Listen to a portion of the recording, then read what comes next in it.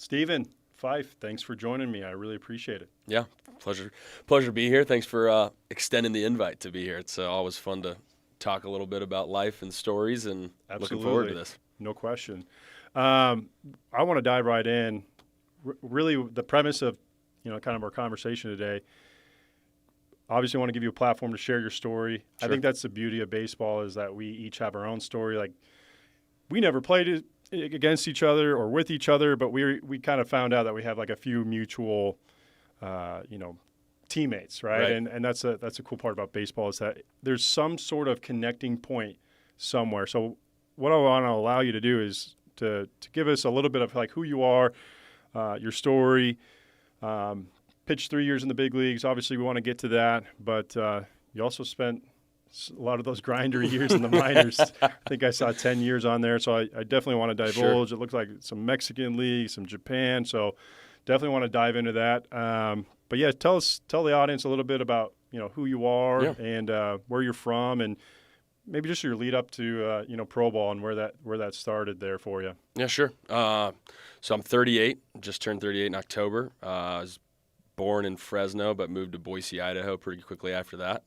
Boise now is a much larger town than it was when I was growing up. So I grew up there 2 to 18 years old, kind of a 3-sport life, 2 older brother, younger sister, mom and dad. Things were pretty good. My dad was a college athlete. My mom was a college cheerleader. So my dad played football at University of Hawaii for a couple of years, tight end punter. And my mom, they met at junior college in Columbia Basin, the Pasco, Washington area. CBC. So anyway, I kind of grew up with that. My dad played soccer growing up, so he kind of tried to push us into that. I didn't enjoy soccer much past 3rd grade, and so it was a lot of football, baseball, basketball for me. Dropped basketball after my freshman year, kind of focused on – well, I broke my hand, but anyway, I wasn't a good basketball player. I could play defense, but I couldn't shoot. So that writing was on the wall, so I focused on baseball and football. Really thought I was going to be a high school or college quarterback. That was kind of the goal. Junior high, smaller town, but nonetheless, the varsity football coach, Sure. like as soon as I was in 8th grade, 7th grade, was kind of like dictating my path to high school. That didn't work out. A couple concussions. A better quarterback moved in a couple years ahead of me, so I sat till my senior year. I had a good start to the football season in 2005. Yeah. I think I led the state in passing, and we were a West Coast offense. So it's not really saying much because we threw the ball like 45 times. Yeah, and it didn't. It helped me that our running back was really good. His dad played in the NFL. But he had like stage 3 or stage 4 like ankle roll in like our second game. So first game we were balanced. Second game became my show, and third and fourth game it was my show completely. I think I threw the ball like 60 times a game. Wow. So that was like before that was even really. Yeah. Well, it was Brent. His brother was Brent Cutter. Sorry. Okay. So Dirk Cutter, his little brother. Okay. Was my coach. Give people context to that. Like, I don't know. So Dirk Cutter was the head coach for Boise State for a period of time. Okay. He's a West Coast offense guy. They both started at Idaho State. Their dad was a coach at Idaho State. So they're a lifelong football family. Definitely a West Coast offense type of deal where spread it out. I mean, your runs are essentially 3 and 4 yard passes, so you can get your little dink plays, sure. your running plays, if you will, via a 3 yard out or a 3 yard in or a curl or whatever. So, but yeah, Dirk he coached ASU, he coached for the Falcons. I think he was the interim head coach for the NFL, the Falcons. Anyway, So really you springboard his career, sounds like. No, well, I had his younger brother for the coach. Okay. So just ran in the family. That's cool. That's but cool, anyway, so yeah, I get that concussion my fifth game in, and really wasn't able to play football after that. Kind of a gnarly deal. So did you play the rest of the year that year?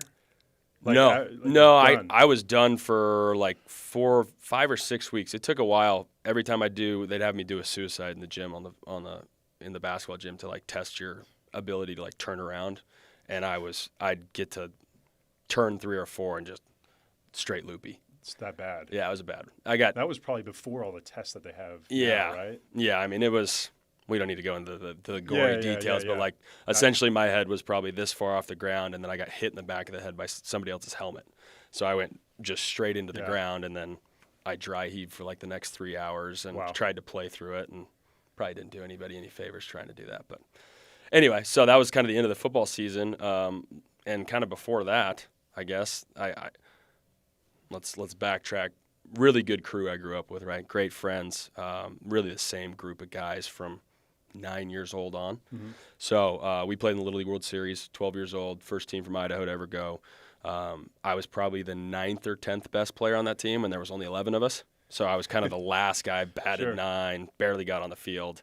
Anyway, grew up with these guys, great friends to this day. I played kind of corner infield, played second base in the Little League World Series, and then I was kind of slower, chubbier, wasn't a great player, right? Not a great arm, couldn't hit for power. So that kind of progressed, got into high school, played second base a little bit, but I was too slow, so they moved me like first base, third base. Actually didn't make the varsity team as a sophomore in a school that was 300 or 400 kids, right? Like there wasn't a ton of talent. Yeah. So anyway, don't make the varsity team. They pull me up after 3 or 4 games onto the varsity squad to play third base. Like the 4th or 5th game in after that, I break my thumb in practice, and immediately kind of knew it. I snapped the bone down here, couldn't hold a bat. So 6 or 8 weeks out, no surgery, nothing crazy, but just couldn't play. So in order to keep my arm in shape for the summer, right, and I was also going to do quarterback stuff. Because this was what, junior year or senior year? Sophomore year. Sophomore year, okay. So sophomore baseball season. Yep. In preparation for summer Legion ball, and then also, throw the pigskin around in summer camps. So I started just play catch. My mom and dad were like, "You're not just coming home after school. You're gonna be with your team. You're gonna be there to support them, whatever." And that's a big building block for me. So that'll kind of be a theme, is kind of commitment to the game and commitment to your teammates. So anyway, just out there, they'd go into individual drills, and I'd grab a bucket of balls and go to the bullpen and just throw. Yeah. For the entire time. Just keep your arm in shape. I'd back up, throw it over a fence or over the mound, whatever. And one day I was out there just messing around. Individuals seemed to go longer, so I put a metal chair on top of home plate. Okay. Just a metal folding chair. Yeah. Nothing special. Cast on the left hand, ball against and just started throwing. Yeah. I'd never pitched, never wanted to pitch. My brother pitched.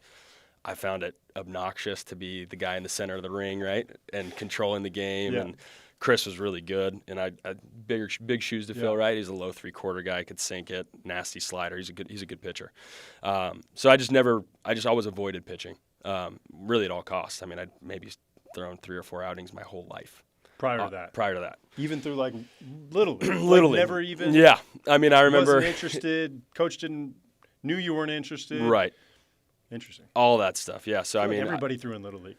Well, yeah. I mean, I think a lot of people do in Little League get kind of thrown in there. But, I mean, I can remember once, I think I was like 11, and we couldn't throw a 12-year-old or whatever, and it was like the championship game. And so they shoved me on the mound, and it was not great, right? I mean, I'd never pitched before. But like that's my first recognition of pitching or memory of pitching. So, anyway, back to the folding chair on the plate. I just started throwing at it, hit it a couple times with fastballs, and then I was just like messing around, right? I'm throwing a curveball. So I throw a curveball, and it literally lands on top of the chair, on top of the seat, right where you'd sit your buns. And so I spun this curveball, and I did it 3 or 4 times. And our pitching coach was also like our outfield coach. So there, between drills, he's like watching me, and he comes up to me after, and he's like, "Hey, what are you doing?" And I'm like, thinking I'm in trouble. Like, well, I'm just throwing, keep my arm shaving. No, what pitch did you just throw? I'm like, I think it's a curveball. You're like, I think.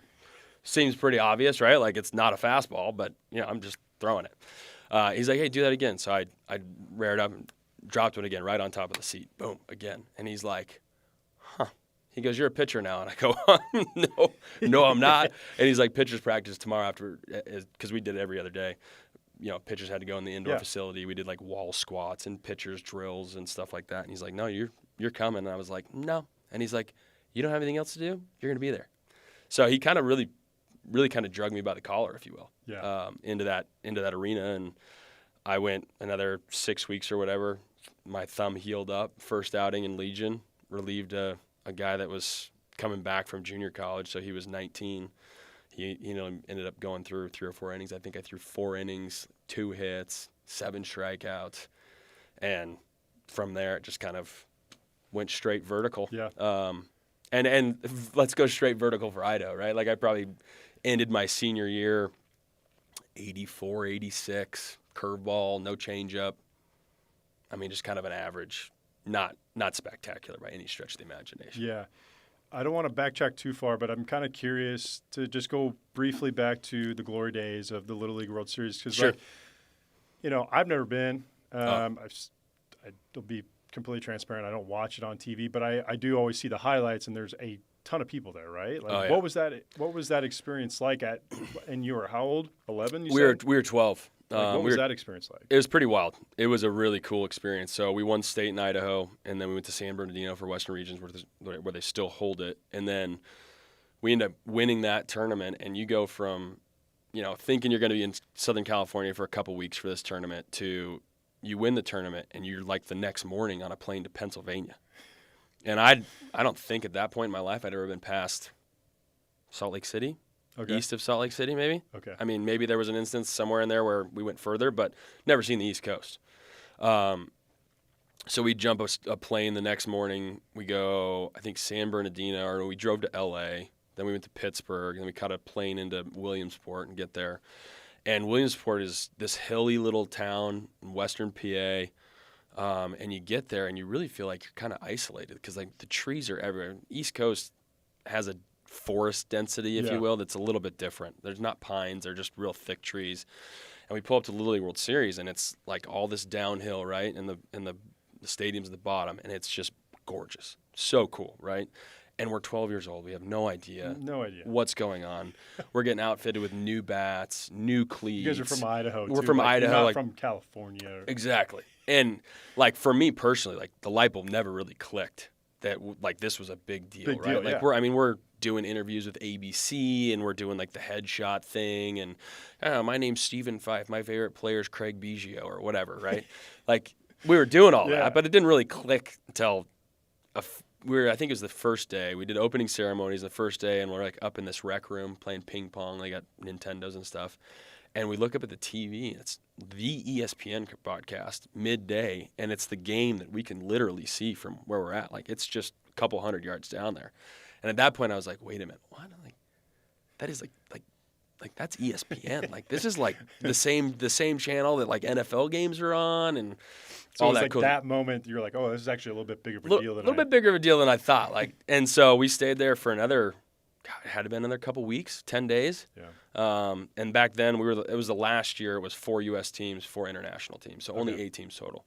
I was lucky enough, actually, the only guy that volunteered on my team to do we dedicated the second stadium that year. So I stood next to Robin Yount, some other guys, and like they passed the plate and dedicated volunteer stadium, which had allowed it to expand into 16 total teams. Very so, cool. Yeah, incredible experience. I mean, again, I was not a great player. And how many people were there in your estimation? I mean, for the championship game, especially, right? The U.S. championship and the World Championship. I mean, it's a smaller stadium, right? I mean, 15,000 people. Guessing. I mean, we could probably look it up online and get you a total number, but like, you've got this like 3-tier down to the stadium, and it is pretty good from center field to right. And then from center field to left, it's only like 2 tiers, but it's only like 215-foot deep. I'm just like trying to imagine being 12 because like I remember my first time pitching in front of what I thought was a significant amount of people, and it was actually at the NBC World Series. I don't know if you ever pitched in that.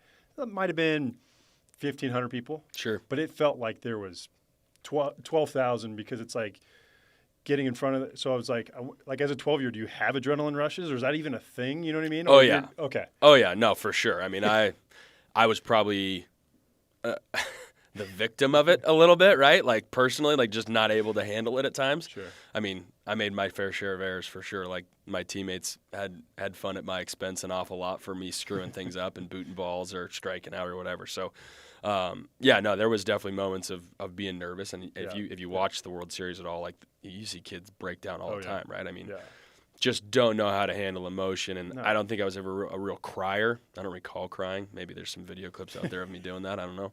But, you're dancing on the field. Like, it's like a kid's game, right? I mean, you can attest to it. Like, baseball at a professional level is a child's game and grown men are playing it. Like, Yeah. And that's sometimes people forget that too. It's like, Yeah. hey, remember when you actually first started to play this game?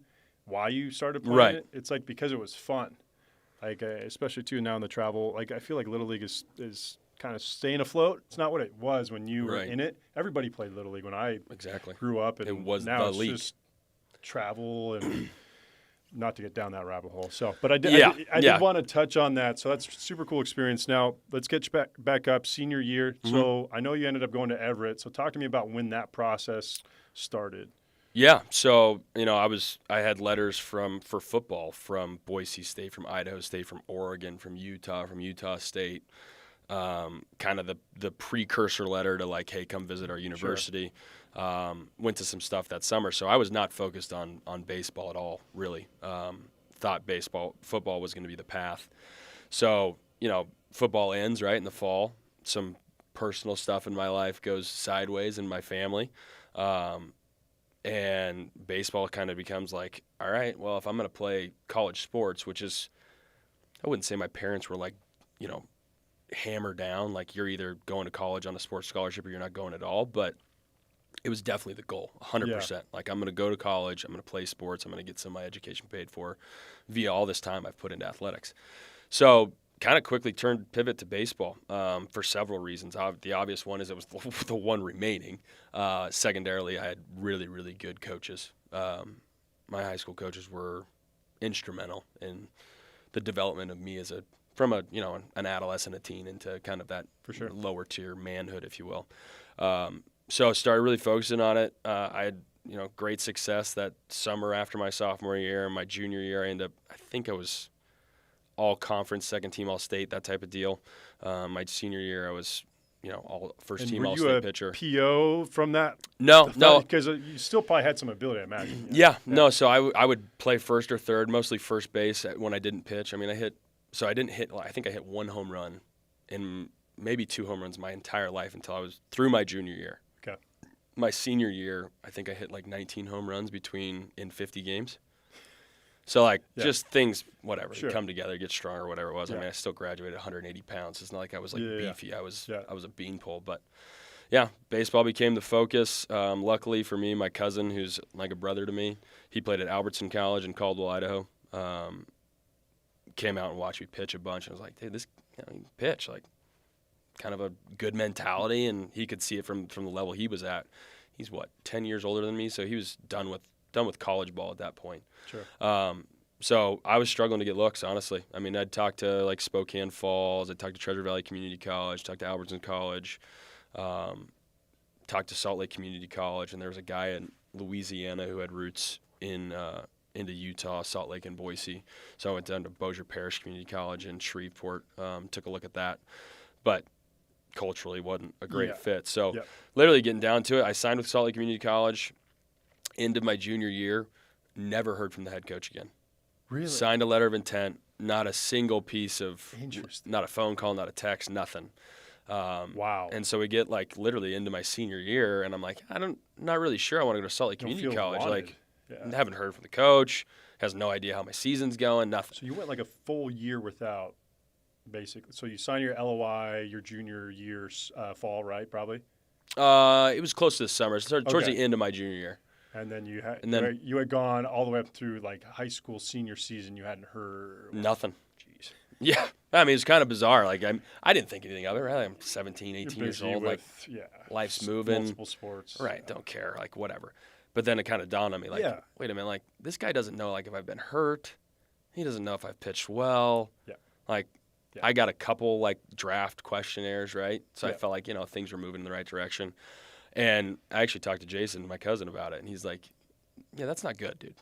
You're just a number in the books. You got to figure something out." And I'm like, "Well, I don't know what else I'm going to do." So he called his buddy from Albertson College, who was the head coach at Everett Community College. Okay. And that's how I got hooked up at Everett. Went up there, checked it out. Luckily for me, or lucky for them, I guess at that time it was probably August, beautiful weather, Everett, Washington, perfect.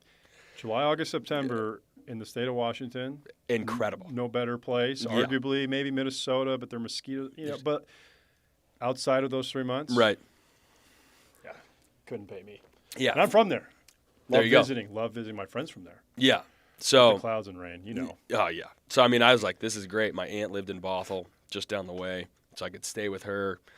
No out of pocket cost. They gave me, I don't know, some sort of dinky little scholarship. It was like $2,500 a year to go to school there. So It's big time. whatever, right?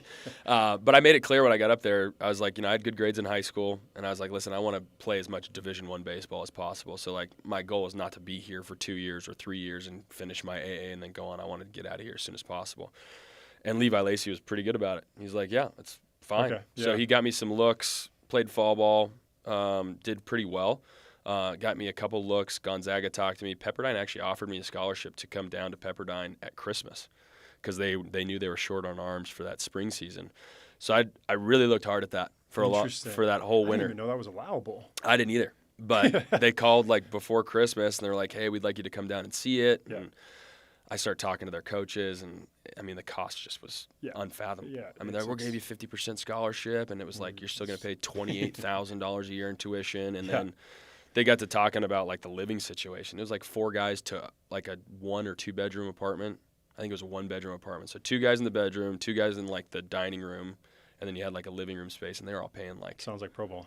Yeah, but the cost was like $1,500 a month per guy. Yeah, and I was like, it's a deal. I'm 19 years old. I'm going. It's like $25,000 for tuition, like $1,500 a month.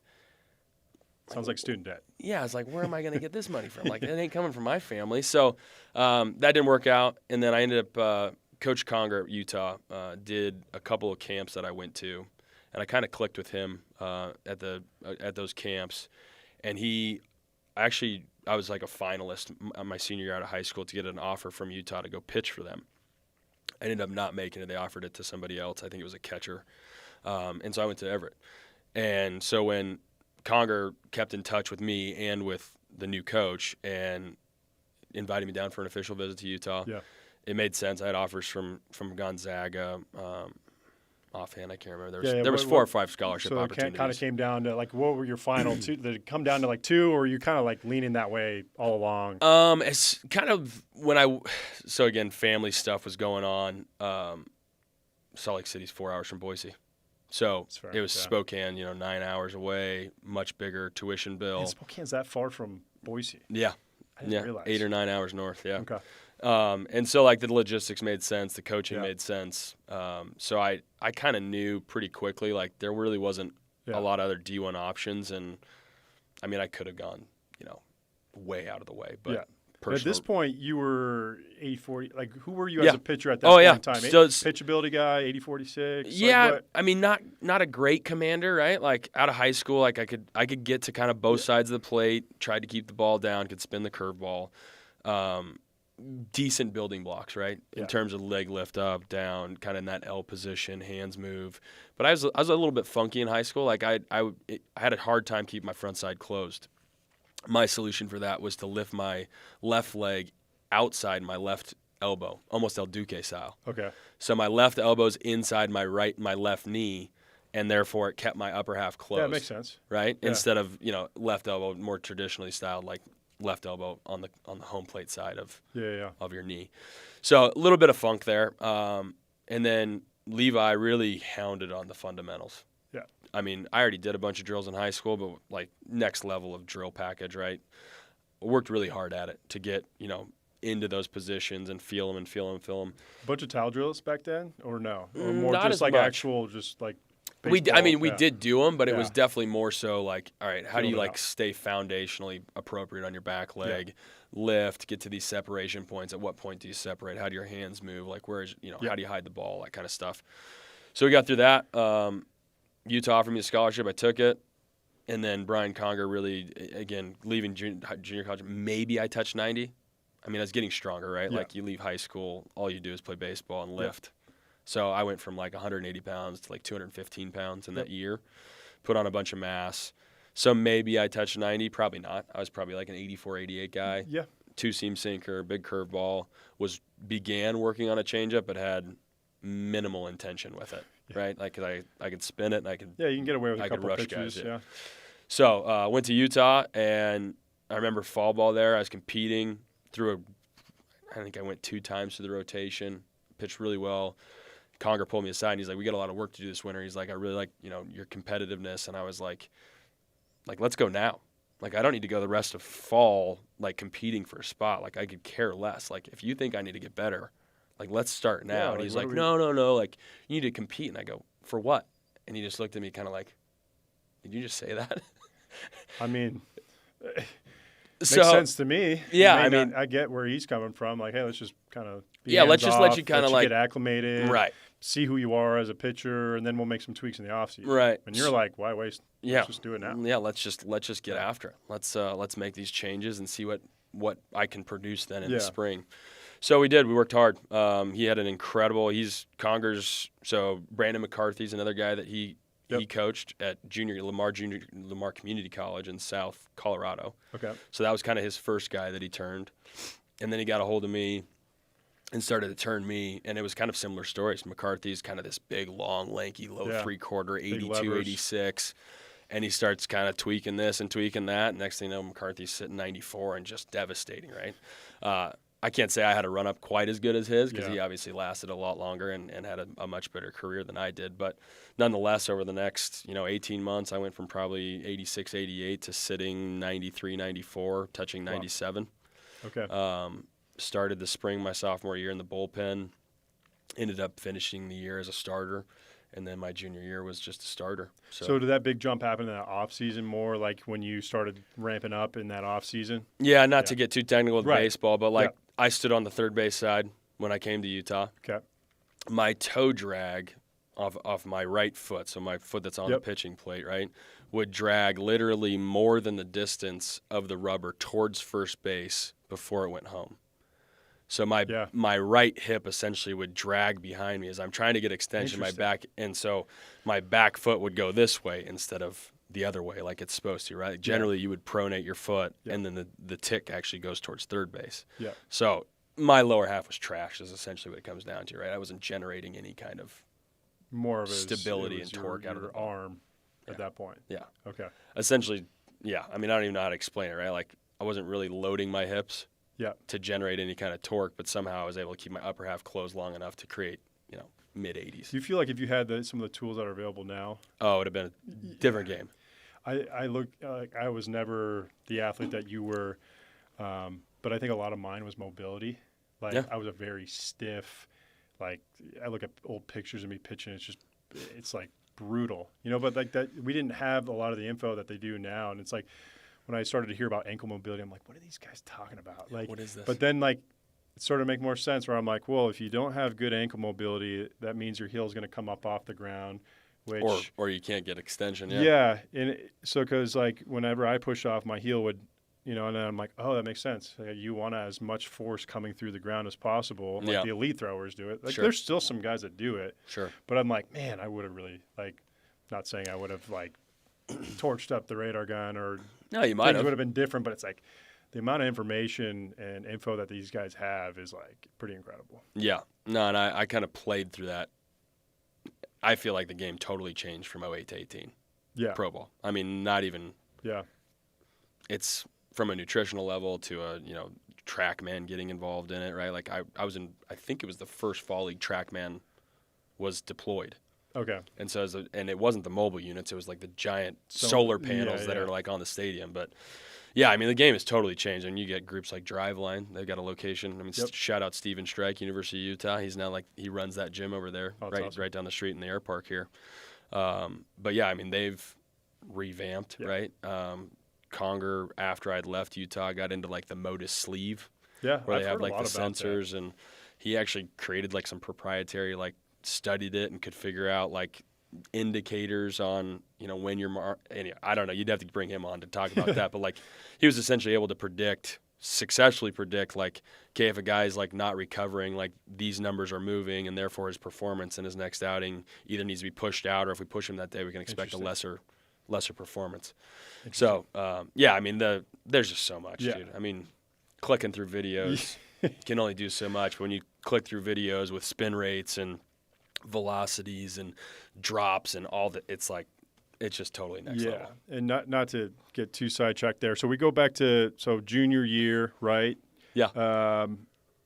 fall, right? Because that's when things, start to ramp up. Unless you were 21 as a sophomore, I don't imagine No. that you were getting you might have been still getting contacts, but the things don't start to get serious Sure. for you until your junior year, right? So you had told me the other night that, you got a handful of questionnaires that fall. Yeah. So talk to me about that season. Definitely want to talk about that outing. Yeah. To start the year, but Yes. but talk to me about that year and what lead up to the draft. Yeah. So, last outing of my sophomore year, conference tournament, UNLV, I sit like 94, touch 97. Best ball I've ever thrown in my life. Still in my whole career. Really? I've touched 97.4 or something like that. So I got some attention then. I went to Bellingham, played for the Bellingham Bells in the Northwest Collegiate Baseball League as an all-star. So things are starting to warm up. Go back to Utah for fall. Again, I'm now probably 220, right? And things are starting to come together. I've learned how to use my hips. So we did a ton of stuff through the winter before my sophomore year. We did a lot of weighted ball stuff, a lot of long toss, a ton of drills. Really learned what it was like to separate hips and shoulders. That's really what it comes down to. Shoulder separation. That's kind of before weighted balls were kind of, Yeah, no. what was that, 07, 08?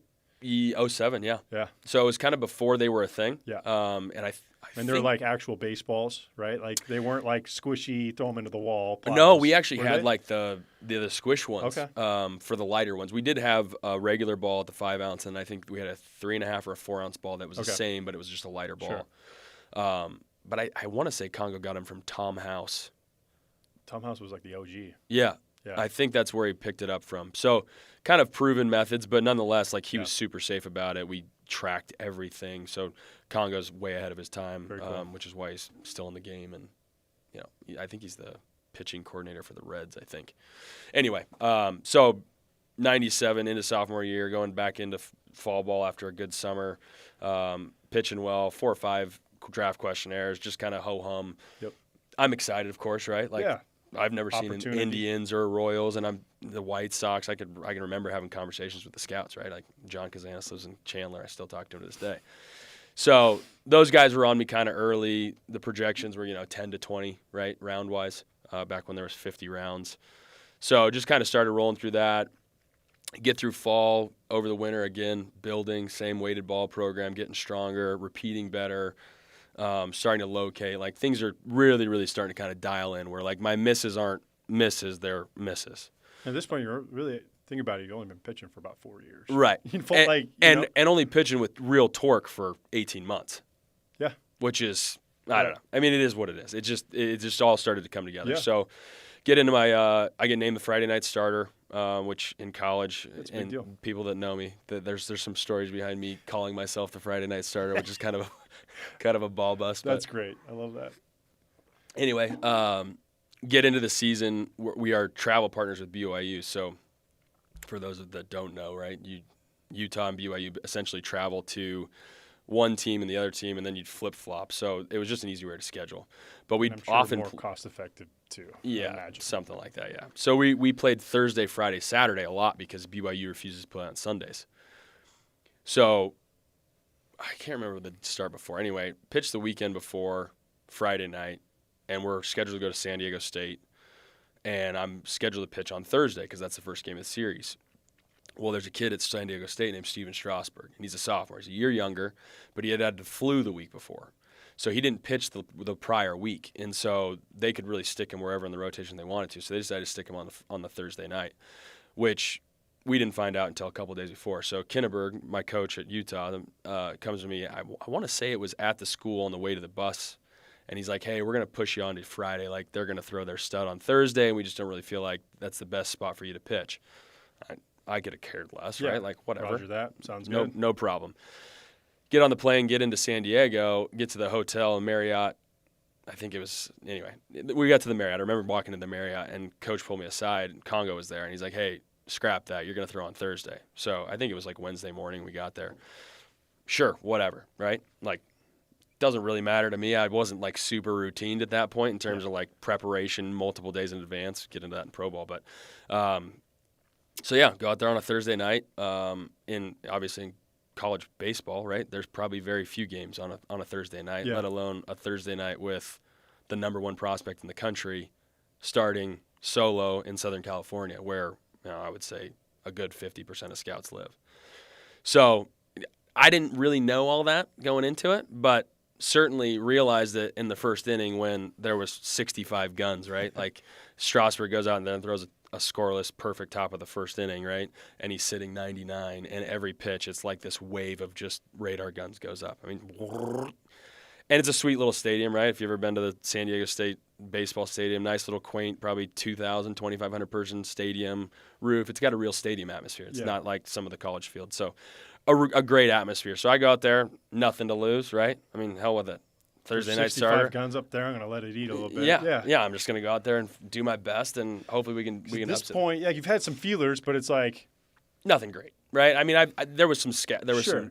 I had plenty of calls with, and I should probably jump into this too. So I'd talked to a few agents, right? Agents are calling, and Kinneberg, if you ever see this is not a shot on you, but this is the way just the story crumbled. So a couple weeks before this, I'm talking to agents, and Kinneberg gets a word that, like, I'm talking to agents. And he's like, pulls me aside before practice one day behind the dugout, and he's like, basically, you have no reason to talk to agents. Not so kind of words, right?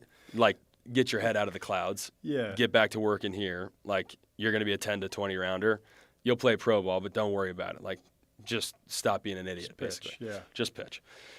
So then San Diego State happens. Strasburg goes 9 complete innings, punches out 23 guys.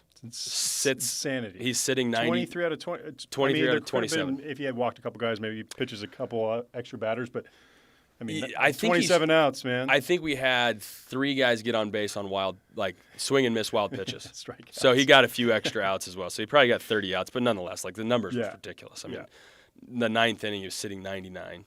Do you remember like what any of the hitters were saying? Like, were they just like? Oh, this yeah. is like, we have no shot. Like, I mean, it was just like, it was just pure devastation. Like, I mean, Jesse Schreiner was our catcher and pretty stoic dude, right? Like, pretty funny. And he struck out on heaters up, like, I think every time he came up. And I just remember looking at him, and he was just like borderline devastated. And kind of one of those typical college guys that, like, funny guy, plenty of jest, like, not taking it too seriously. And he was just like overwhelmed. I remember seeing him like getting his gear on, and he's just like shaking his head, like, what am I doing? So yeah, I mean, I think we put 1 ball in play, maybe 2 balls in play. I don't know. We got 1 hit. Yeah. So you threw a 1-hit shutout, 23 punchies. Unbelievable. As I recall it, on my side of the fence, I think I went 8 1/3, maybe it was 7 1/3, but runner on third, 2 outs. Ground ball to third, freshman third baseman. Freshman picks up the ball. Instead of throwing across the diamond, third out. We're scoreless. He throws it home. He throws it home. Hits the runner in the back of the helmet. Ball ricochets. Yeah. We're all looking there. Anyway, we lose 1-0. I didn't really know how I was performing until the next day, but I pretty much sat 93, 94 that whole game. Threw really well. Get to the stadium, my locker, it's one of the few locker rooms that we ever were part of, where there was a visiting locker room, and there was just a stack of questionnaires, right? Yeah. So we get done with that weekend. I'm kind of not really sure, right? Like, this is really cool. This is really awesome. Yeah. But I don't really know what's ahead of me. Next weekend, that next week at practice, to go back to the Kinnebone, we behind the same dugout. And he pulls me aside. My coach, Bill Kinneberg, pulls me aside, and he goes, "Hey, here's like 3 agents that are worth talking to. Yeah, there's a good chance you're going to land in the top 3 rounds, and I just need you to like stay focused, right?" So totally in the 2 or 3 weeks between the first conversation, where I'm getting cussed out to you're a first or third rounder and you need an agent. So that was pretty cool. I threw the next weekend in Ogden against UNLV, and again, another really good outing. My family got to come down from Boise for that one. And, of course, they were kind of deer in the headlights, right? There's 30 or 40 scouts there. Yeah. Really pretty cool. Publications, like Baseball America put me in, I think it was like top 50 players in the country. So I get drafted 3rd round, Red Sox, supplemental. Thought I was going to draft in the supplemental pick. For sure I was going to get drafted by the White Sox the next pick in the 3rd round. So that, a little bit of a waiting game on draft day, but nonetheless, an unbelievable turn. I mean, I'm in Meridian, Idaho, friends and family all around me. My grandparents came into town, hear your name announced in the MLB draft is pretty cool. What were your expectations like? You know, I never had those conversations. I was the last of the 51st rounders in 2011, and you know, I've heard some guys are like, you know, never give them your number. You know, in terms of like the signing amount, give them. Yeah. I want first to third round money or second to fifth round money, or is that all like delegated to your agent? No, my agent, I talked a lot about it, Yeah. and he was kind of like, "Well, what do you want?" And I was just like, "I just want to go play, right? Like, Yeah. I don't really know this game. My parents didn't know this game. Yeah. Looking back, should we have probably, you know, thrown out? I mean, I thought I got called the night before the draft by the Red Sox, the White Sox, somebody else. And it was always, would you sign for $875 in the supplemental? Would you sign for $675 in the second round? They're wanting to know if they draft you, are going to sign. Yeah, and none of the three guys that I spoke with mentioned anything about the third round. It was first, supplemental, second. So I'm like, I'm going to go in the top 2 rounds. Like, this is great. And the numbers, I mean, I'm 21 years old. I've got not a penny to my name, right? Yeah. Most money I've ever earned is probably 10, 12 grand in the summer or a year and a summer to like pay for school. Yep. And they're throwing hundreds of thousands of dollars as the number at me. And my agent and I talked about it, and it was like, I just want fair market value. Like, whatever the slot is, Give me like, what I deserve. yeah. I mean, if you draft me at the 850 slot, then give me the 850. Yeah. If you want to draft me at the 450 slot, then give me 450. I'm not going to throw out like $1 million number. So the slot was 464. That's what they offered me. I took it, went to Boston, and signed a MLB contract in the GM box in Fenway Stadium. And then where did Fenway you initially get assigned to? Lowell. And did you pitch that year, or did they kind of shut you down? They mostly I'd thrown 92 innings in college. Yeah. And so they kept me on a starter role, but they put me as like a piggyback starter. So I was supposed to pitch every 5th game out of the pen, like 1, 2, 3 innings. Yeah. So yeah, no, that's how the first summer went. The crazy part was like it was like the year of like the 100-year flood in Massachusetts. Oh, no and kidding. so I got rained out. I think it was like something like 6 or 7 times, whether we were in upstate New York or in Boston, wherever it was. Like I got rained out a lot.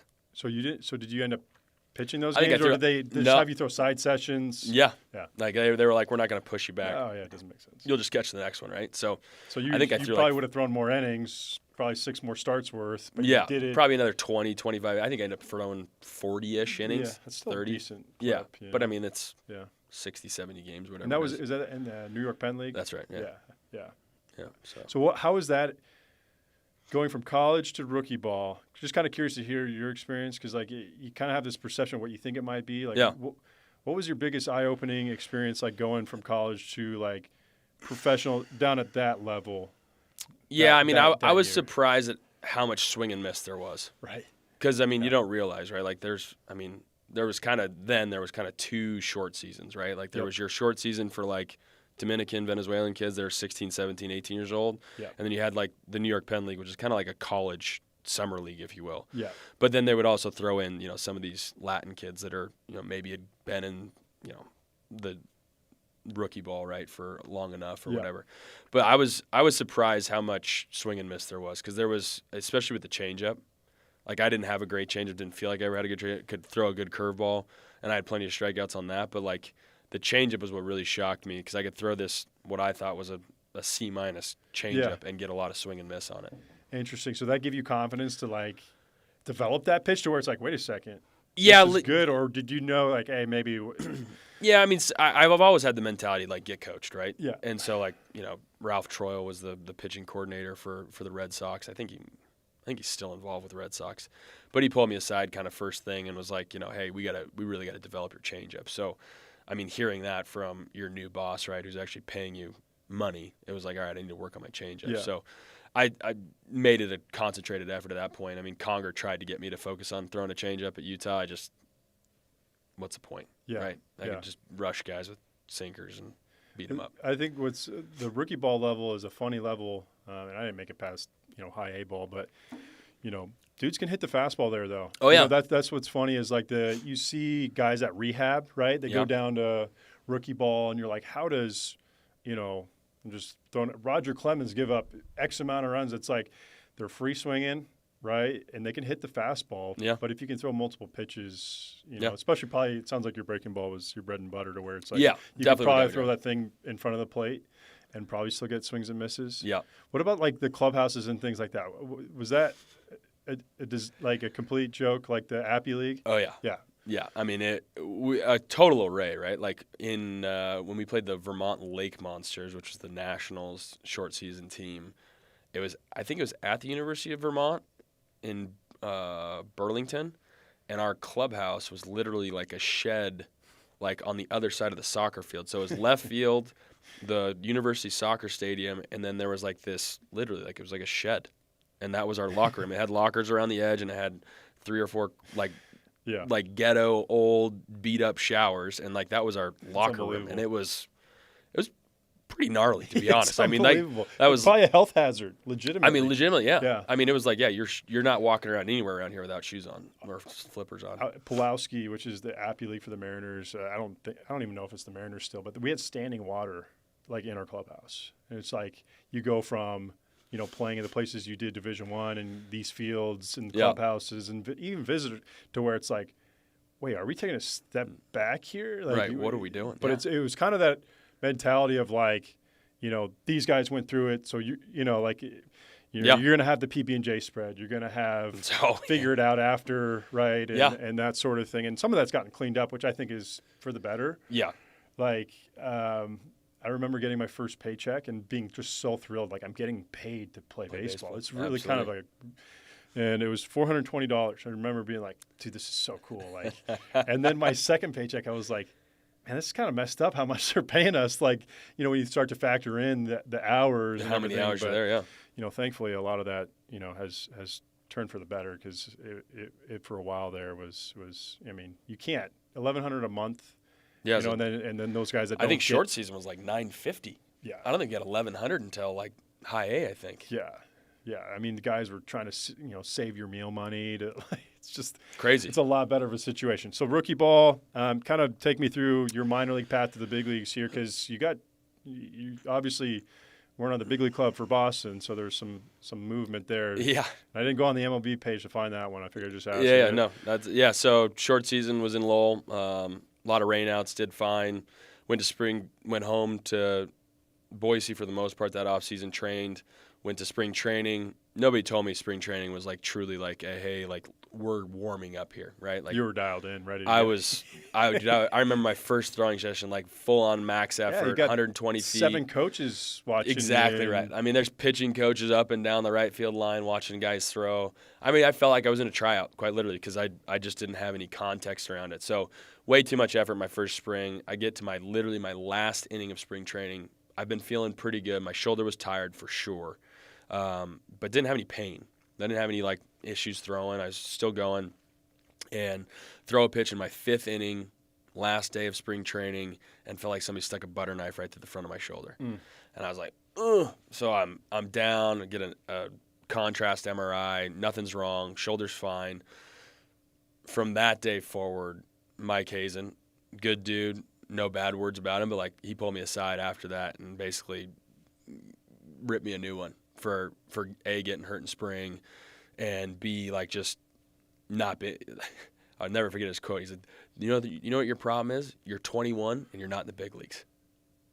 That was his quote to me, like right after I got hurt. So whatever the motivations were, they were encouraging. Yeah, So I think from then, that day forward, really like just wasn't really on the Red Sox radar for ascension, if you will. So got through that. Then I went to Greenville, South Carolina for A-ball in 2009.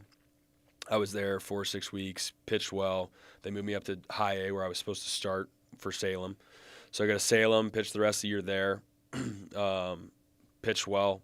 Things went, I mean, I don't really have a ton of like recollection other than the stadiums and the travel and stuff, but pitched mostly well. I mean, there's always ups and downs, and that's a tough league to pitch in because you're facing the same 7 teams. Yeah, it's not an easy league to pitch in. Yeah, well, and the Sal League was a crazy travel, right? Like you're all the way up to north is like Delmarva, right? Yeah, Delmarva. Yeah, there's a team in West Virginia. There's a team in Kentucky, and then you're all the way down to like Savannah, Georgia. The hottest place on earth. Yeah, and then it's just a crazy travel league. So really kind of, hey, welcome to Pro Ball, where you're spending 8-9 hours on a bus ride after a 7 p.m. game and get to the hotel at 6 a.m. and you better sleep for 4 or 5 hours and you're back at it. So those 2 years were good. Went to Double-A in 2010. I was a midseason All-Star.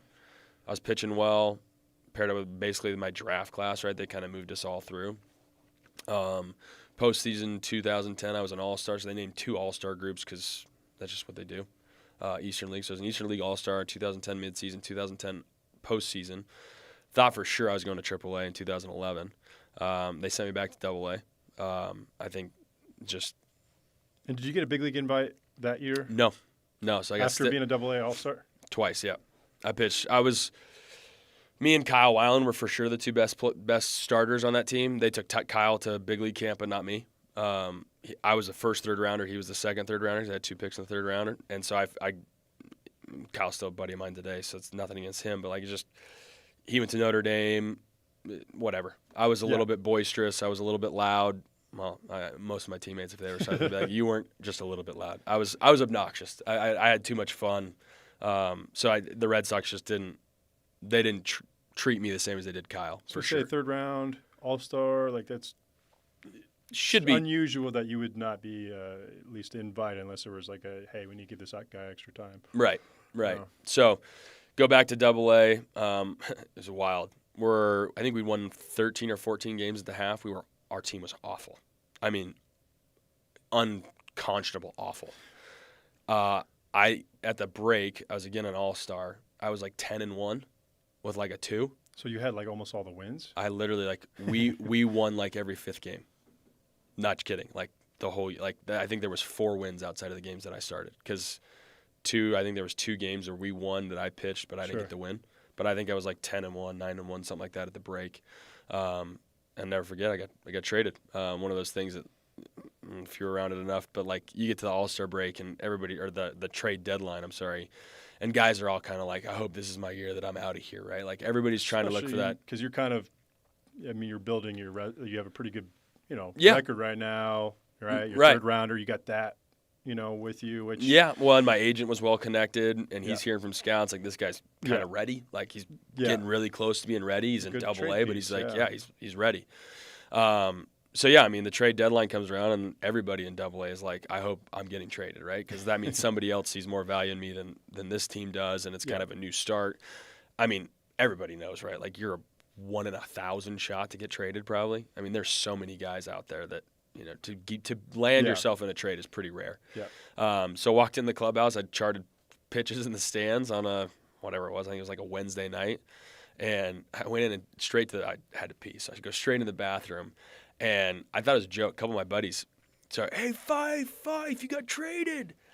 And I'm like, yeah, ha, ha. I walk out of the bathroom, right? And I'm like, fuck you guys, like, bullshit.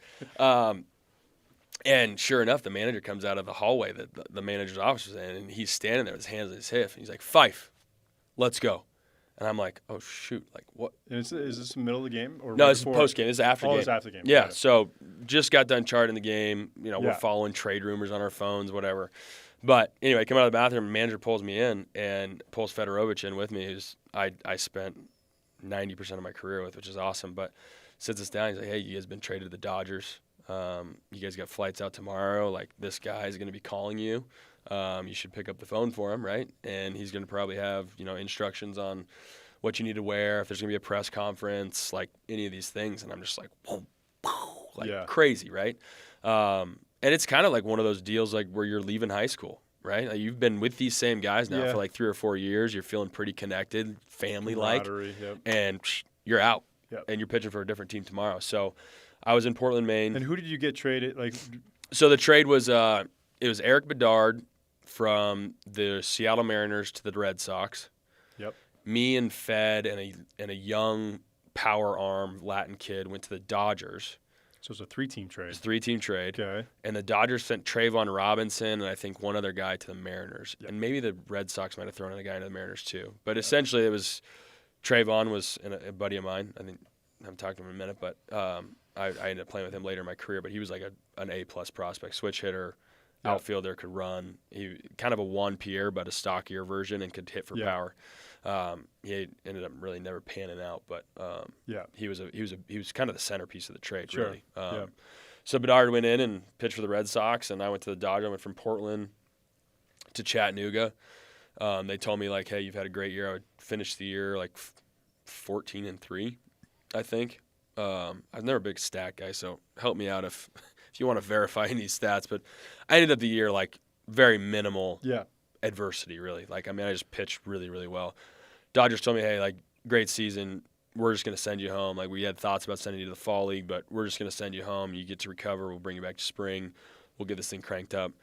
And my fiance, I just proposed to her in July that year.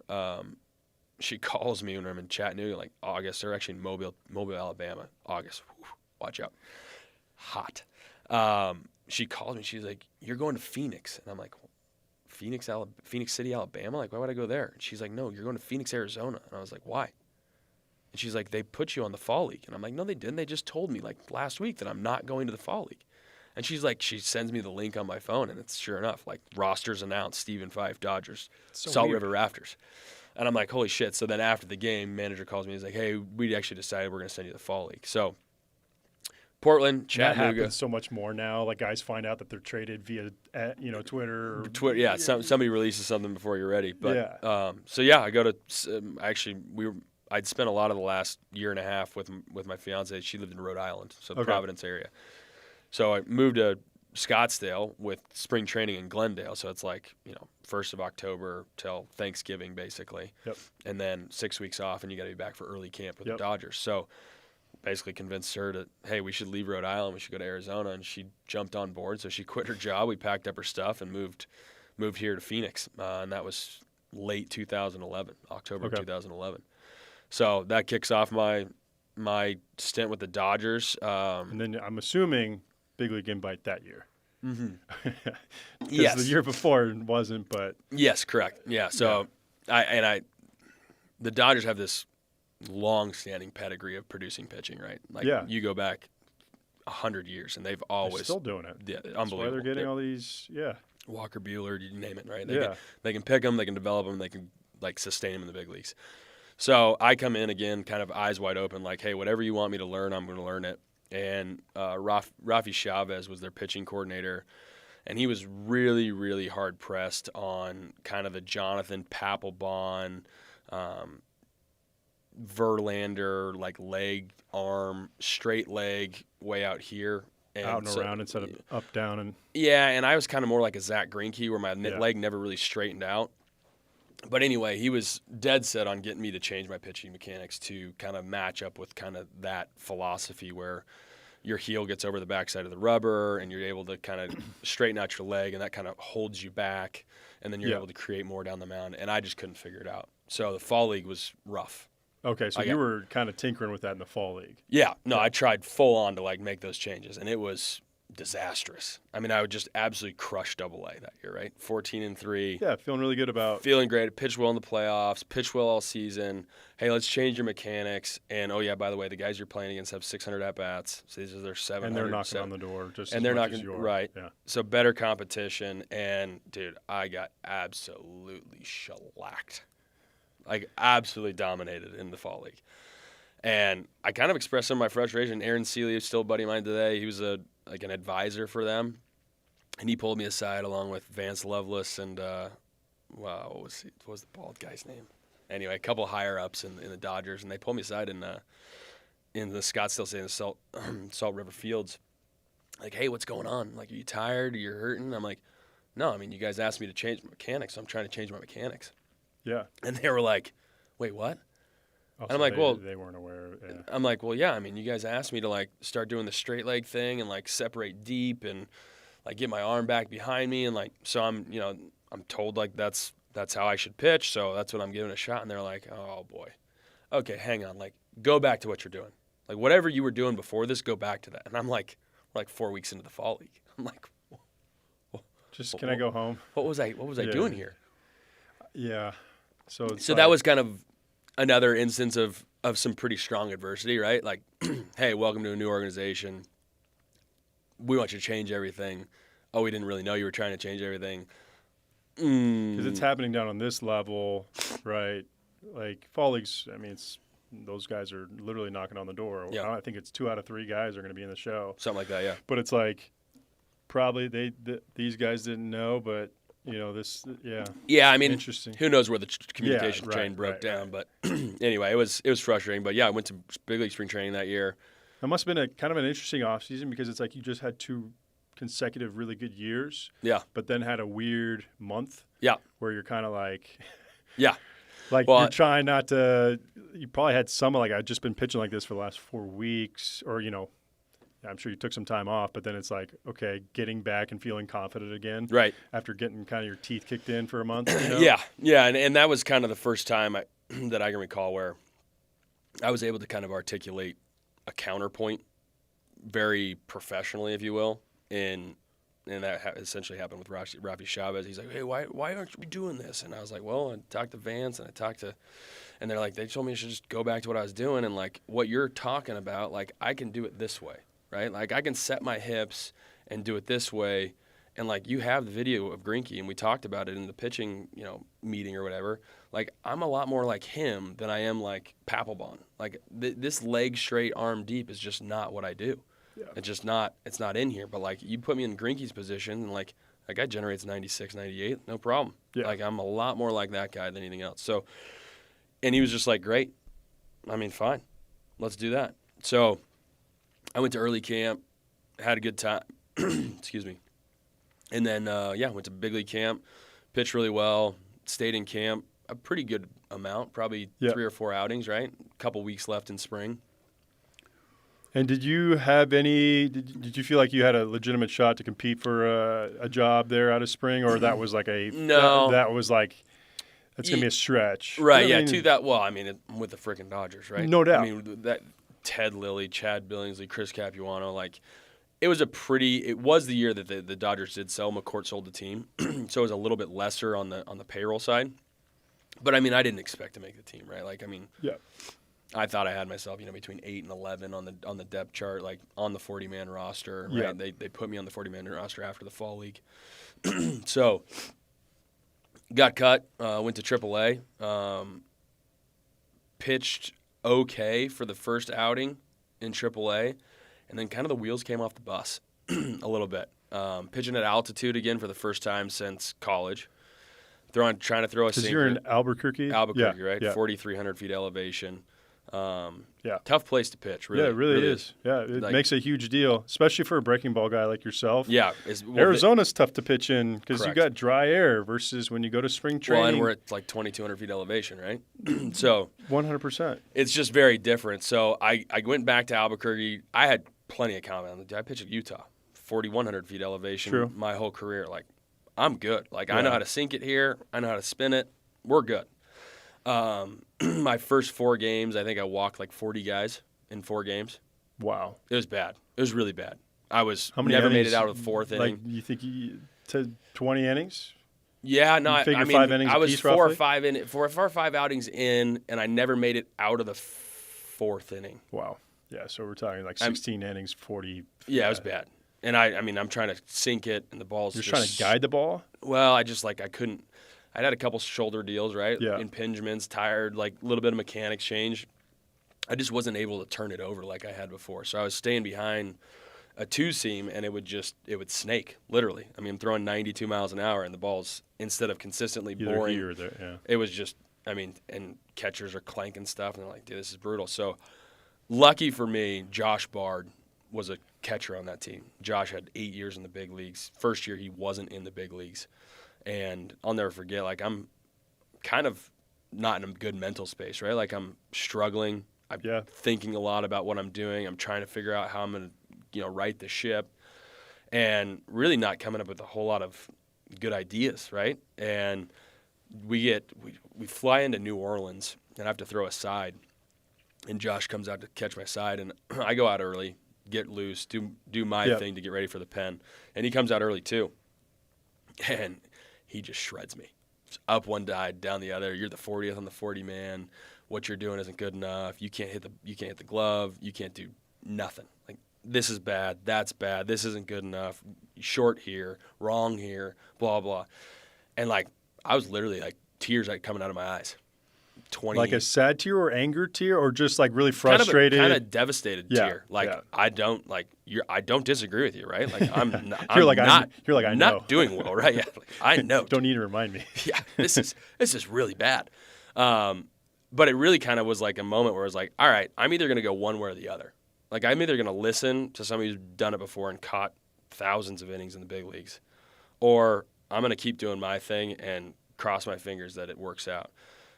So the adjustment was basically bang the two-seam.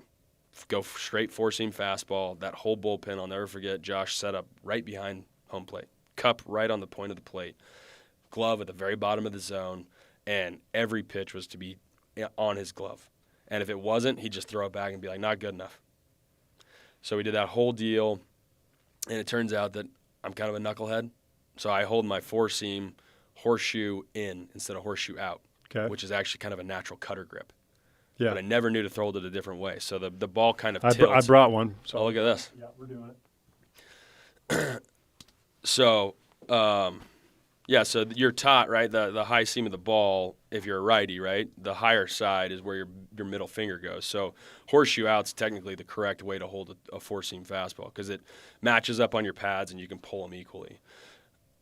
For whatever reason, horseshoeing is how I always grip the ball, which actually tilts the ball in your hand. So as you can tell there, instead of being here where they're perfectly cross-accessed, as I'll show the camera as well, but like obviously there you've got vertical fingers and then straight across seams basically. And if I move the ball over here and hold it as I did, which is kind of hooking the seam here, those seams are not, they're tilted. And so when I would throw my four-seam fastball, it would come out with cut spin. Yeah. Not intentional.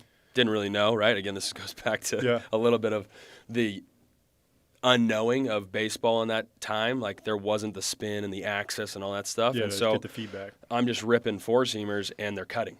And I'm like, hell, I guess I'll just play with this, right? Like I'm just going to run this thing out. And I think it was 6 weeks later, called up to the big leagues. So I went that night in New Orleans. I think I went like 6 or 7 innings, like 3 or 4 hits. I faced Tom Kohler. We smoked him. We just drummed him. I think I hit a double off of him. Anyway, nothing against Tom, but I competed a lot against him and won a lot against him, and he had a much more lucrative career than I did. So did you just when you just were like, you know what, my ball cuts, I'm just gonna throw with the cut. Yeah, I'm just gonna instead of trying to fight it, I'm gonna throw with it. I'm just gonna embrace this thing and get it down in the zone. Because at that time, again, like the elevated fastball was not a thing. No. Everything was down in the zone. So it was like down, miss down, and just let it work. Yep. Into lefties, away to righties. Right. And then it actually made my changeup better because I threw a changeup like this, which is kind of the same thing, horseshoe in. Yep. It just kind of sits naturally between those fingers. Like I don't really apply pressure. It just sat there. Yep. And so when I started throwing this harder, it started acting like a split with the same spin as my four seam. And so it kind of added another level. It was a pretty good pitch before that, but off the four seam, it just became a better pitch. And so I was able to spin it. And you were probably doing two-seam changeup because you were a two-seam guy, right? Or no, I always held it like this. Okay. So I had a two-seam fastball and a four-seam changeup. But it just didn't have the same action, like because you said it started to have a split action. Yeah. So again, most changeups, most guys pronate, right? Like they want to get over the top of the ball and pronate on it. And I just was like, I'm going to throw this hard down. Okay. And so oftentimes I would throw it, and if you get the slow-mo still cameras weren't there, but I would release the changeup more like this versus like this. Makes sense. And so when I would pull it, it would pull on the sides with that kind of cut action. So instead of my changeup moving arm side down, which is standard, my would move like a split or actually like almost like a slide. Yeah. So everything kind of went down in this way, and then my four seam, like literally, it was. I'm not kidding you, like. I wasn't a precision pitcher, but my four seam would move anywhere from like 16 inches this way to like 2 inches this way. It would just anywhere in that direction. So like I struck out Chase Headley in Petco Park on a four seam that was supposed to be down and away, and it ran from outside corner like almost hit his back leg at like 93. Yep. And it just whoa. And you'd imagine too if you straighten that out, you probably because like any ball you move, right? Unless you're freaking Mariano Rivera. Or the exceptions or the outliers where it's like if you can spin the ball like this at 93, if you could truly spin the ball straight. You're probably like a 97. 90, maybe. And it's valid point. I have no idea, but yeah, I mean, I just ripped it. Like I kind of picked quadrants, if you will. Yeah. I cut the strike zone into ninths, and I would kind of take the ball. I've talked to a lot of guys. I was a natural cutter guy too, and it happened somewhere between JUCO and D1, and then I tried to straighten it out. I don't know if you ever went through that, but like a lot of cutter guys can't I could never try to figure out how to throw it straight unless I threw like a two-seam and stayed arm side and stayed true to I could get it to maybe stay straight. Okay. But it was like everything would just cut. So then it was like you probably had the same thing. It was like, well, instead of fighting this, I'm just going to use it. Just going to rip it. That's wild. So then you had a good 6 weeks after that, right? Like went from that conversation of tears in New Orleans to literally 6 weeks later, we're in Albuquerque. My pitching coach gives me a call. I'm supposed to start that night. And he says, hey, you're not pitching tonight. You need to come to the stadium and throw before the game. And standard practice, right? Pitcher that's starting that night shows up. I think I'd show up like 3 hours before the game. So instead of showing up at like 12:31, I'd show up at like 3:30. So I was totally caught off guard, right? No idea that was going to happen. So like I'm on my way to the stadium. It's at this point, it's a fairly obvious thing, right? Like you're getting pulled from your start, not because you're hurt, but because you're going to the big leagues. Yeah. So get that call, jump in my truck. I'm calling my parents and my family. Like, listen, like I'm not starting tonight. And so, wife, mom, dad, and then I'm like, hey, just pass the word around. Like, if you guys want to be there, I don't even know where the Dodgers are at right now. I think they're in L.A., but like, I'm not pitching tonight, so I don't know when I'm pitching next. But it's probably in the big leagues. So, get to the stadium, throw. They let me go the whole game, right? No words to me the whole game. Yeah. So I'm sitting there watching the game and like just your teammates kind of like everybody knows like hey something's up, right? Like they're either somebody's gonna be down or might be down or somebody's actually down. Because then that could get up there. Right. Exactly. Yeah. So goes the whole game. After the game, I'm kind of slow playing, like getting out of the clubhouse, right? Like, all right, I'm gonna get my dinner, I'm gonna hang out, I'm gonna shower, I'm gonna hang out. Like, so hopefully somebody calls me in, right? And Lo Bundy was the manager. He called me in. He's like, hey, you obviously didn't pitch tonight. You're going to pitch in Dodger Stadium tomorrow evening. Your flight's at 6:30 in the morning, whatever it is, like first class ticket, Albuquerque to L.A. Scott Akasaki will be calling you tonight, blah, blah. He gives me all the rundown. Of course, like, you don't forget that moment, right? Yeah. And spent the next couple hours giving phone calls and tried to get some sleep, right? A lot of visual training that night, right? 6:30 flight, your game gets over at it's 10. It's probably 11:30, 12 when I got back. 2 hours sleep tops. I was living with a host family, Kyle Weiland, the guy that I mentioned earlier. Like I'm living with his family because he grew up in Albuquerque, so staying with them. So got back and had a beer with Bill and was super excited and tried to go to sleep. And jumped that flight, got to Albuquerque, black car waiting. It was Dodger Stadium, but the new clubhouses hadn't been put in. So I walked into like the original clubhouse, which is pretty cool because now if you get called up, you get this beautiful brand new clubhouse, which is also gnarly, but it's pretty cool. So never forget chain link lockers, right? This long narrow hallway. I was down all the way towards the end where the pitching room was and all that, and get there, nameplates up there, Stephen Fife, put my bags down.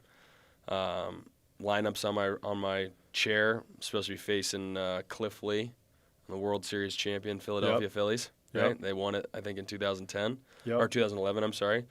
So facing a World Series lineup, Jimmy Rollins leading off, Victorino, Utley, the whole deal. That's a tough lineup. Bobby Abreu probably in there. Bobby Abreu was in there. Hunter Pence was in there. It was a show lineup. Get going. Sit down with Matt Trainer, caught me that night. Rick Honeycutt, legendary pitching coach. The whole works great. Get in, I start warming up, doing my pregame routine, which is like to the minute. Like I had 3 minutes for this and 7 minutes for this and 4 minutes for that and 8 minutes for this. Like I was to the minute on my preparation. And they bring me a new lineup card. Like, hey, Cliff's not going to pitch tonight. You got Doc Holliday. So cool. I'm like, holy moly. All right. Well, sure. Dodger Stadium, Roy Halladay. Tuesday night, beach chair giveaway night. So stadium packs out early because they gave away like 25,000 beach chairs. So, the buzz was outrageous. Dwight Schrute from The Office. I don't know his name. His real Rainn name. Wilson. There you go. They were letting basically celebrities announce the lineups. So he announces the lineup, but he puts everybody with like a code name, right? Like Matt Kemp was Matt Sean Kemp, right? Because just playing on, right? Yeah. And so like Stephen Barney Fife. Okay. So just Hollywood feel to it, right? Like Tuesday night, I mean, it's a sellout.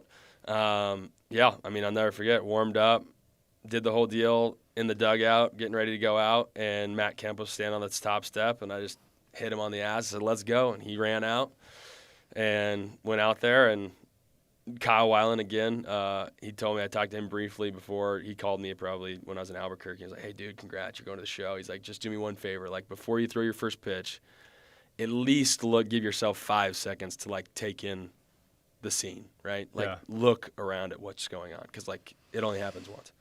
So get out there on the mound, throw my warm-up pitches, feeling great, and I remembered that, and so I stopped and looked up, and it was just like, whoa, right? Like, I mean, next level whoa. I've never cried on the mound, but I was real close to shedding a tear. Like, I mean, I felt like tears well up in my eyes, and I put my head down. I'm like blinking hard, and like, just sweat. Yeah, just a little sweat, Mom.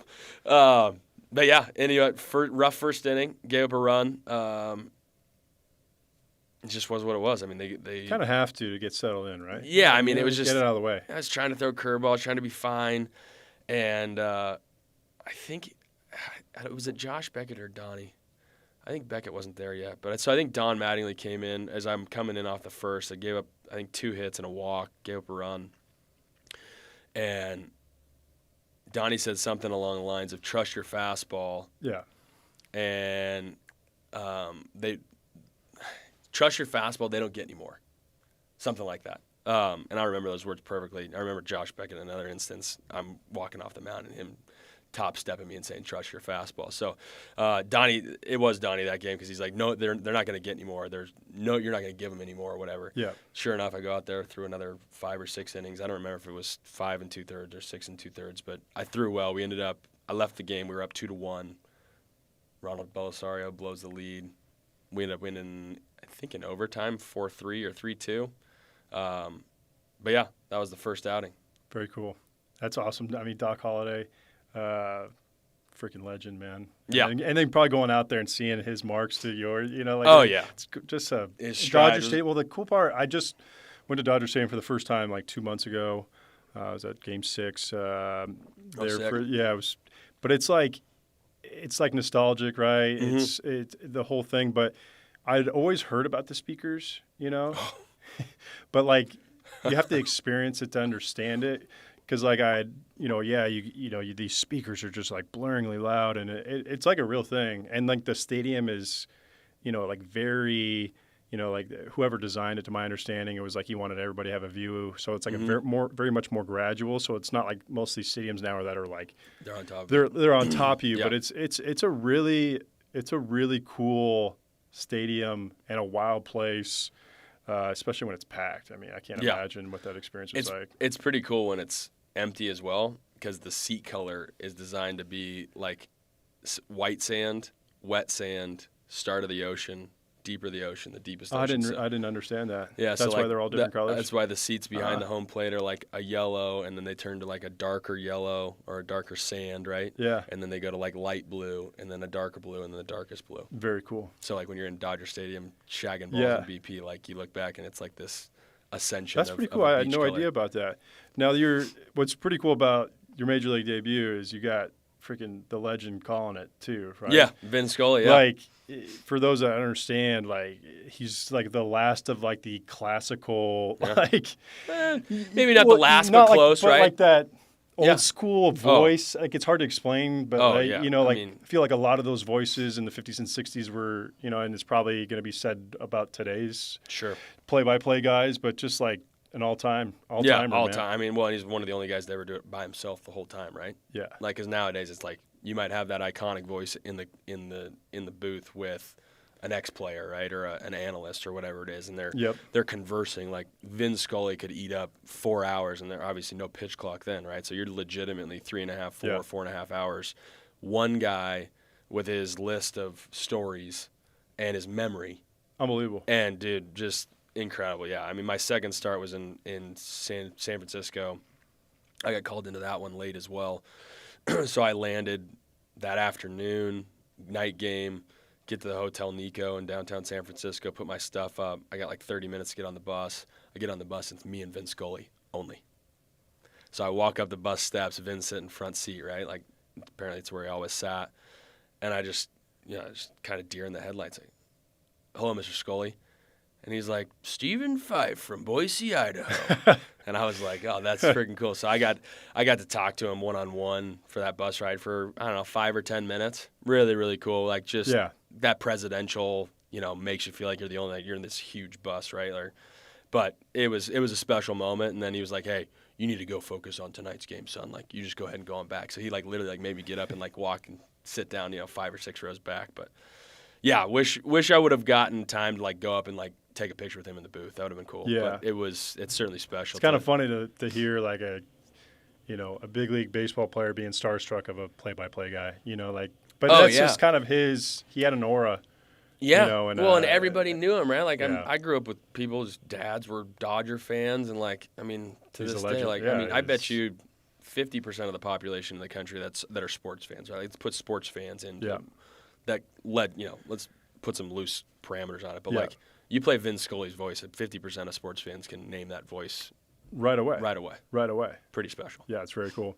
All right, so make it up, and then how did the rest of that year play out, and then the next couple years? So I made 5 starts in 2012, pitched mostly pretty well, pretty healthy.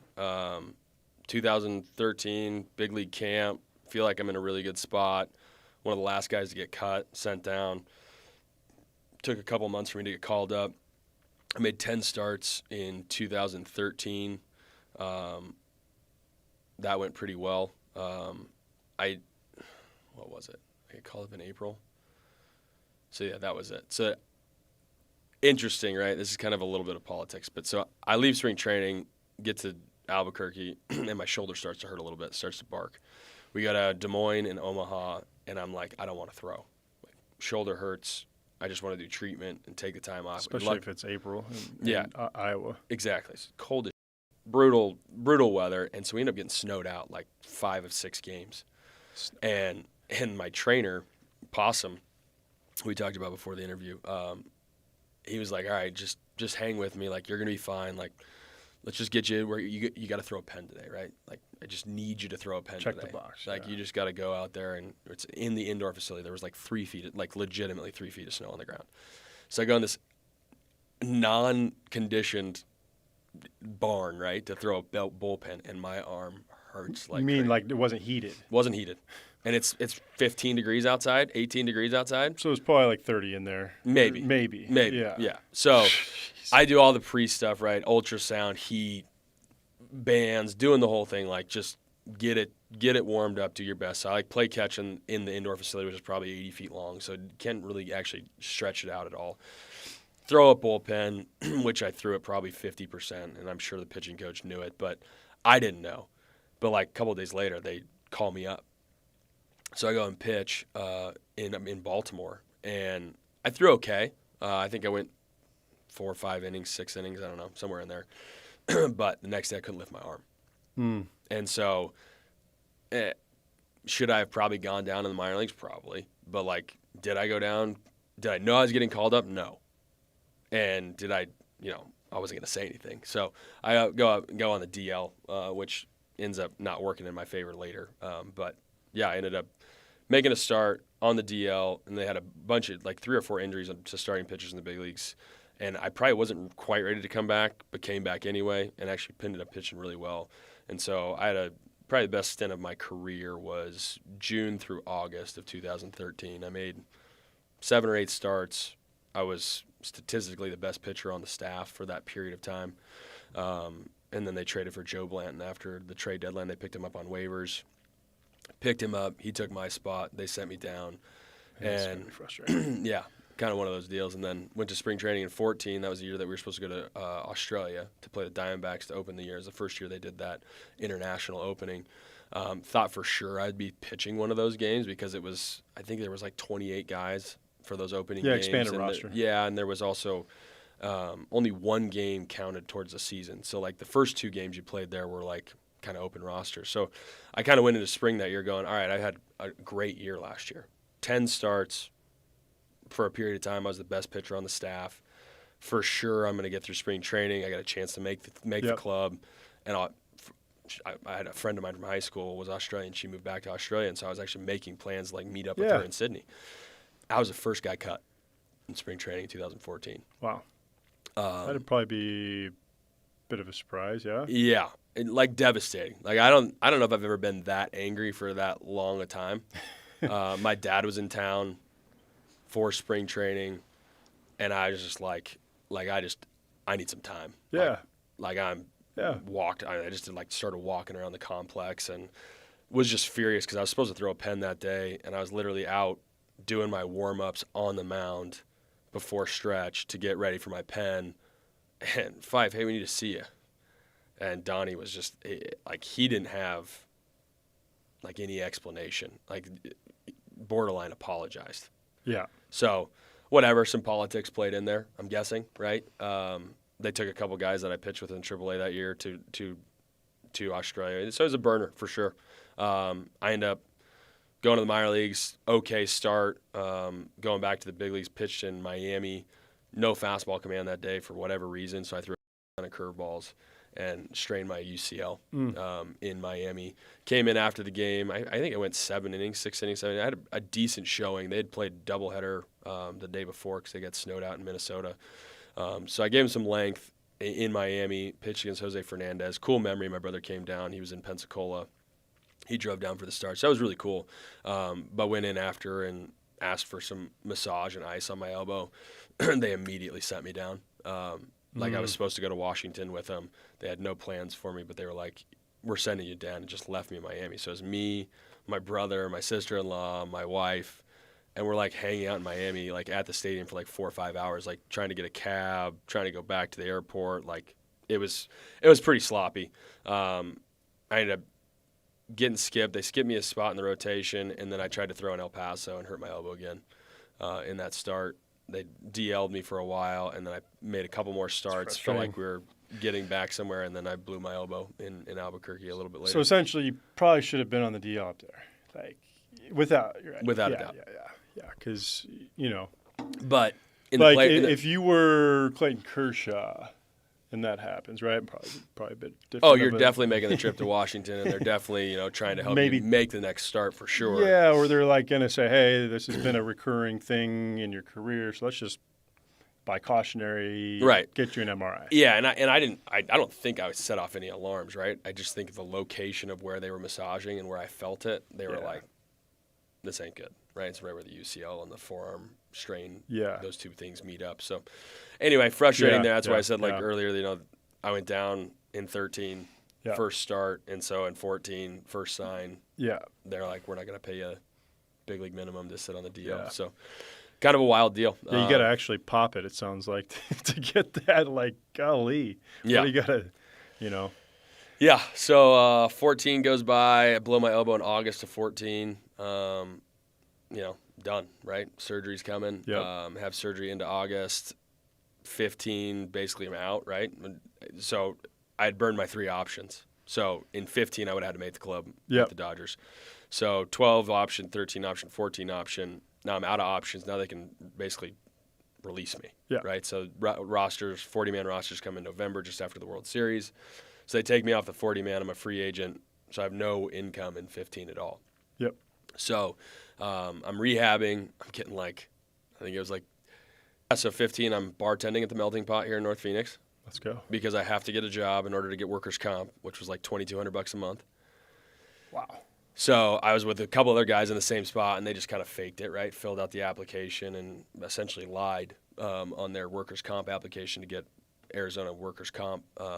And I just didn't want to do that, right? I didn't want to get into a spot where I'm getting no coverage and no income. And so I'm literally bartending at the Melting Pot in 2015, coming off of elbow surgery. Get done with that. I think it was 8-9 months I bartended there, serving cheese and pouring drinks. Finished up rehab, and we went to Venezuela for winter ball that year. Came back That was 2015. 2016, I signed with the Cubs. I was off to a really good start with them. Was throwing really well. I'd put the word out there to my agent, like, hey, if Japan, Korea, anybody calls, right? Like, I'm in. Like, I'll go make you're at that point in your career where it's like, I've been to the big leagues. I don't know. I think I'm kind of like a 4A guy, right? Yeah. Like, I kind of feel that. I've been part of a couple organizations, never really gotten to feel like I'm going to get a shot. So if Japan calls, I'm in. Pitched really well. We're like June, and my agent's negotiating with the Tokyo Giants. We got a deal in place, $450,000, $460,000, something like that, for the rest of that year. So it would have been like June through the end of the year. Great money. sign me up. I'm in like the 6th inning, second to last warm-up pitch. I throw a changeup and blow my oblique. Oblique's terrible too. Brutal. I'd never blew my elbow, but I did have like an oblique strain, like one of my last years, and it's a lingerer. Yeah. It just like right when you think it's gone, it's not. Just pops back up. Yeah, it's a tough one. Yeah, so I spent most of the rest of that year. That was probably in June-ish, late June-ish. Battled that oblique the rest of that season. Then I went to Dominican, winter of 16, played 6 weeks, 8 weeks there, made good money. Came home and got a call from the Venezuelan team I'd pitched for the year before. And they offered me even better money. That was for like 4 starts. They offered me like, I think it was like $15,000. Yeah. And I'm like, all right. So took off, went back to Venezuela for a few starts, which was great. And is that in winter ball at that point? Okay, yeah. Yeah, it's definitely winter ball. Then came back from Venezuela, and my son was born. Was that 17? No, 2015. Anyway, came back from Venezuela. Maybe it was the first year. And Austin was born right after that. Then signed with the Marlins in 17. Got another shot. So I got a contract offer from the Cebu Lions. Signed a contract with them, played in Japan that year, which was an awesome experience. Hindsight's 2020, but I would sign my contract with them, and like 10 days later, Edison Volquez blows out his knee. And the guy who I thought was like 3 or 4 guys behind me in AAA gets called up. And he ended up pitching in the big leagues for like 3 years. Wow. So, some lessons learned. Sometimes you need to be a little more patient. Sometimes, it is what it is. It's tough. Well, and now, too, it's different even since you got out of the game. Like, since they've condensed so many teams, like the whole, AAA guy that's like the good veteran clubhouse guy, Yeah. they don't really those guys aren't hanging around anymore because they don't have the roster spots. That's just kind of what it is. Exactly. They eliminate 1 or 2 rookie ball teams. Like, a lot of these organizations are being a lot more aggressive with not only getting guys to the big leagues, but also getting rid of rid of the old guys. Yeah. Like, that's where it's like, if that opportunity is there, it's kind of hard not to. Exactly. Yeah. So Japan was awesome. I loved it. I thought I'd spend the rest of my career over there.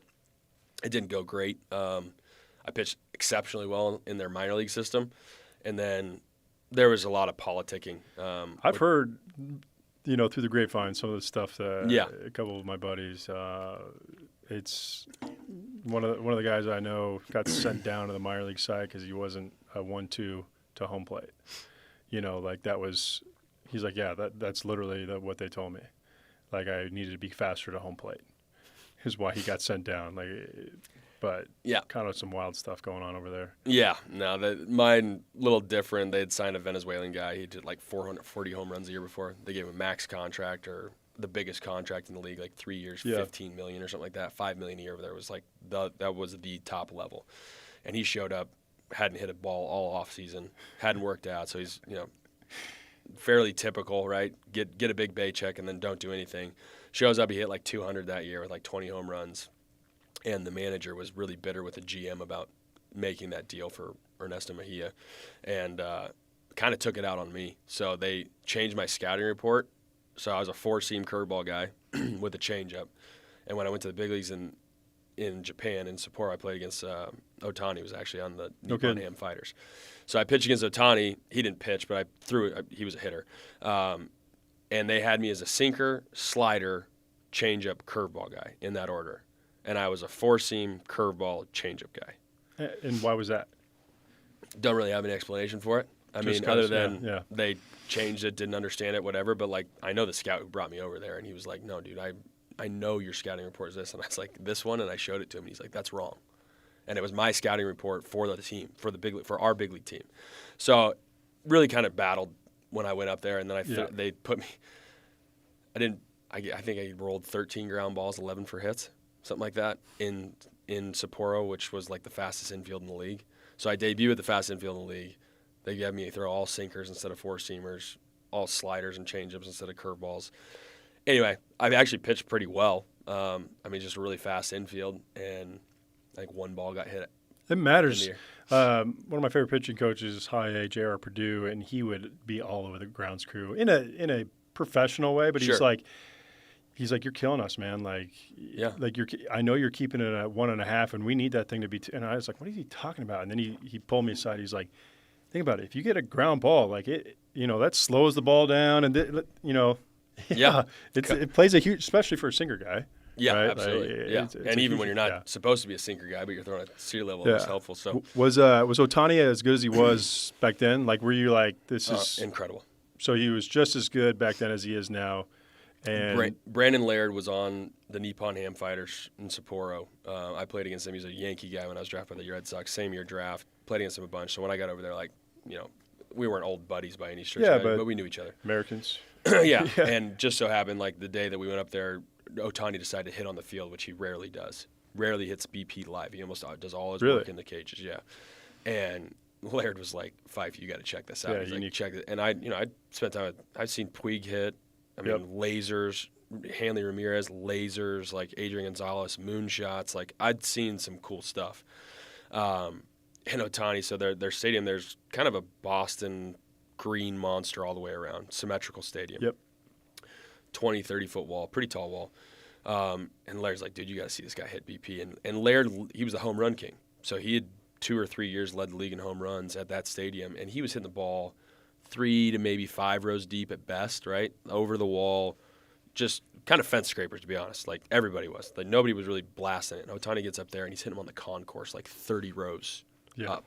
Nobody else can get it further like than 3 5 or 4 rows deep. back. And he's hitting the ball like, I mean, unbelievable. And all fields. Like, I'd never seen a guy, and this is pre the ball getting changed, right? So we're playing with Japanese balls. They're generally a little bit softer, different leather. And he's oppo left center. I mean, concourse shots, 450, 480 in BP. And the guys, you wouldn't really expect it, especially with, like, thinking most Japanese people are probably 5'8" to maybe 6 foot, 5'6", 5'10", short little guy. Dude, that guy's every bit of 6'5" and 250 pounds. Yeah. He's a monster of a human being. Like, and he can move. So, yeah, when I got him to ground out, but it was impressive to watch him. And then, I mean, Laird was like, it's the best baseball player I've ever seen. And he went to camp with the Yankees 3 or 4 years, right? So he's in front of Jeter and you name it, right? Whatever Yankee you want to talk about. He knew him pretty intimately, and he's like, this is the best baseball player I've ever seen. That's pretty cool. So Japan finishes up. Thought there was the scout that had scouted me to bring me to Japan was trying to get me over to Korea because he knew I wanted to stay in Asia and still make money. And so he did a really good job getting my name out there. Nobody picked me up. So that whole offseason I thought for sure a Korean offer was going to come in. I'd go play in Korea. So it's really late in the season. I think it's like February 1st, 2nd, somewhere right in there. My agent finally fixes up a deal with the Indians. Signed on with them, big league camp, pitched really well. Terry Francona was a manager going back. Bill Kinderberg and Terry Francona were like best men at each other's weddings. So I had met Tito way back in college, and then obviously I was with him when he was with the Red Sox. And so I don't know how much of a part he had to play, but he knew my name for the Indians. So a little bit, I'm sure. Yeah, so signed up with the Indians. I had a 2-year-old and a newborn. We went to Columbus, Ohio, AAA. Finally changed the schedule. So it was week on, week off, which is actually pretty good for baseball, right? So we'd travel for a week and we'd be home for a week, the whole season. But my wife is in Columbus with a really difficult 2-year-old and a newborn, and it's like snowing in Columbus till like mid-May. It was brutal. So I'd pitched pretty well that season. First time I'd ever had tennis elbow, and we got down to the end of the season. Both my grandparents died. I almost got released. I threw my last pitch against Jared Saltalamacchia, who was a Red Sox guy. Struck him out with a curveball. It was the last pitch of my season. Like, just there's a lot of things that kind of just culminated that year. And I'm like, it's time to be done. Yeah. So got to the end of the season, put my wife and kids on an airplane back to Arizona, picked up the apartment, started driving, and I called my agent in Amarillo, Texas, and he's like, "Hey, Fife, what are you doing?" I'm like, "Driving home." He's like, "All right." He's like, "Where you at?" He's like, I go, "Amarillo, Texas," and he goes, "Oh no." I'm like, "What?" He goes, "You're in Amarillo?" I said, "Yeah." And he goes, "And you're calling me?" I'm like, "Yeah, Lenny. What's the deal?" And he's like, "I decided to retire in Amarillo, Texas 30 years ago." Oh, no way. And I was like, "Well, that's the reason I'm calling you." I was like, I think it's time to hang him up, man. And he's like, "I had a feeling, and you calling from Amarillo was just, kind of puts the bow on the cake." He's like, "You had a good career, man. You had a good run." Yeah. So, that was kind of it. Good deal. No complaints, no regrets. Yeah. A lot of fun. No doubt. I mean, '08 to 18. Yeah. 10 10 collective years, 11 years, seasons. three years in the big leagues. A lot of really cool experiences. I mean, overseas as well. But nothing, as you know, replaces the teammates and the clubhouse, and that's the one thing you miss, right? Yeah, all the time. Yeah, I mean, like I said earlier, it's a child's game. Yeah, you can play it as a grown man for a living, and for sure. The boys, being with the boys and competing is the two things that you really competing, miss. Man. It's like 2 months ago, junior college alumni. I hadn't thrown, and it's like. But now you're at the age of where it's like, if you haven't picked up the ball, we're talking, this or that. And so it's like, talking over with the wife, like, hey, I'm going to, Tiger's going to stay in the cage. And it's like, man, you get out there. It's just, I just let this one eat. It's like, it was 80 that day. It's Ontario, it's just like but it's like, it's so hard. It's just like you miss that competing. For me, it's obviously the guys, but competing just it's. Yeah, and it did wear on me at the end a little bit. I found myself, especially at the AAA level in 17 and 18, just kind of being like not super excited. Yeah. Like the fire was kind of starting to dwindle down. Yeah. Which is another reason kind of that played into it. But like, yeah, I mean, it should have been more exhilarating. Yeah. But it just kind of got monotonous there at the end. So then Amarillo, Texas, you make the phone call. Like what was... Because it looks like you kind of just started working. Like it wasn't like, hey, I'm going to take a year or two to figure. Because a lot of guys, like, I went, I retired and was like, I'm going to get into coaching because all I know how to do is baseball. So, that was my natural progression. Right. And then it took me a couple of years to go, actually, I don't need baseball as much as I thought I once did. It looked like you kind of hit the ground running right when you retired. Yeah. So 16 was the first time I kind of really started articulating to baseball guys in the world that, like, hey, I'm going to be a baseball guy, right? I was with Theo, drafted me with Jed and all those guys that are still with the Cubs. And so I had articulated that to those guys. And then I started going, all right, well, if I'm going to make baseball what I do after baseball, then I should start talking to guys that are in baseball that have families and have wives and all that. So, I mean, I essentially 3 years running up to retiring, I started really looking into it. And I just kept running into this thing where a guy that I really respect, think he's a really outstanding dude. It appears that his kids really love him, but he's 2 or 3 or 4 times divorced. And I was like, all right, that's not quite what I was hoping for, right? Yeah. And that was part of my senior year troubles. My parents got divorced, so I kind of knew I didn't want to put my kids through that. And so I kept coming back to that, and then I talked to the Diamondbacks after I retired. And they offered me like a job for like $38,000, 70 hours a week. I was going to coach pitching coach for the rookie ball team and do like this virtual scouting where like I'm taking analytics and watching film and then kicking out basically scouting reports and like trying to bring coaches along who didn't understand analytics and how it all translates. And I was just like, man, like I made $140,000 last year in AAA. And you want me to go to work 7 days a week, 10 hours a day, for $38,000. And you're back in rookie ball where you're getting and I'm going to be here in Scottsdale, and it's all summer long, and so I'm on the field at 7 a.m. and off the field at noon. It's 115 degrees. Like, I'm just not real excited about that. Like, that just doesn't seem to make sense. And anyway, then you start hearing like, there is a baseball discount. Like, there is. If you want to work in baseball, significant discount to your earnings. It's just the way it is. Like, you want to make it to the top, you're going to make way less for a really long time, and then maybe you bump up at the end. So I kind of canned it. And again, going back to my cousin Jason, I was talking to him throughout this whole team, September and October, and I'm like, I don't know what I'm going to do. I'm not sure what I should do. And luckily, when I was in college, his wife, who's in real estate, she's a retail broker, and she had been in development. But when she'd come down to Salt Lake to do deals, she'd take me to dinner. And so through college, she kind of kept putting in my ear, like, hey, you're like a perfect fit for brokerage, commercial real estate brokerage. Like, it's competitive, it's self-structured. Like, you're really good.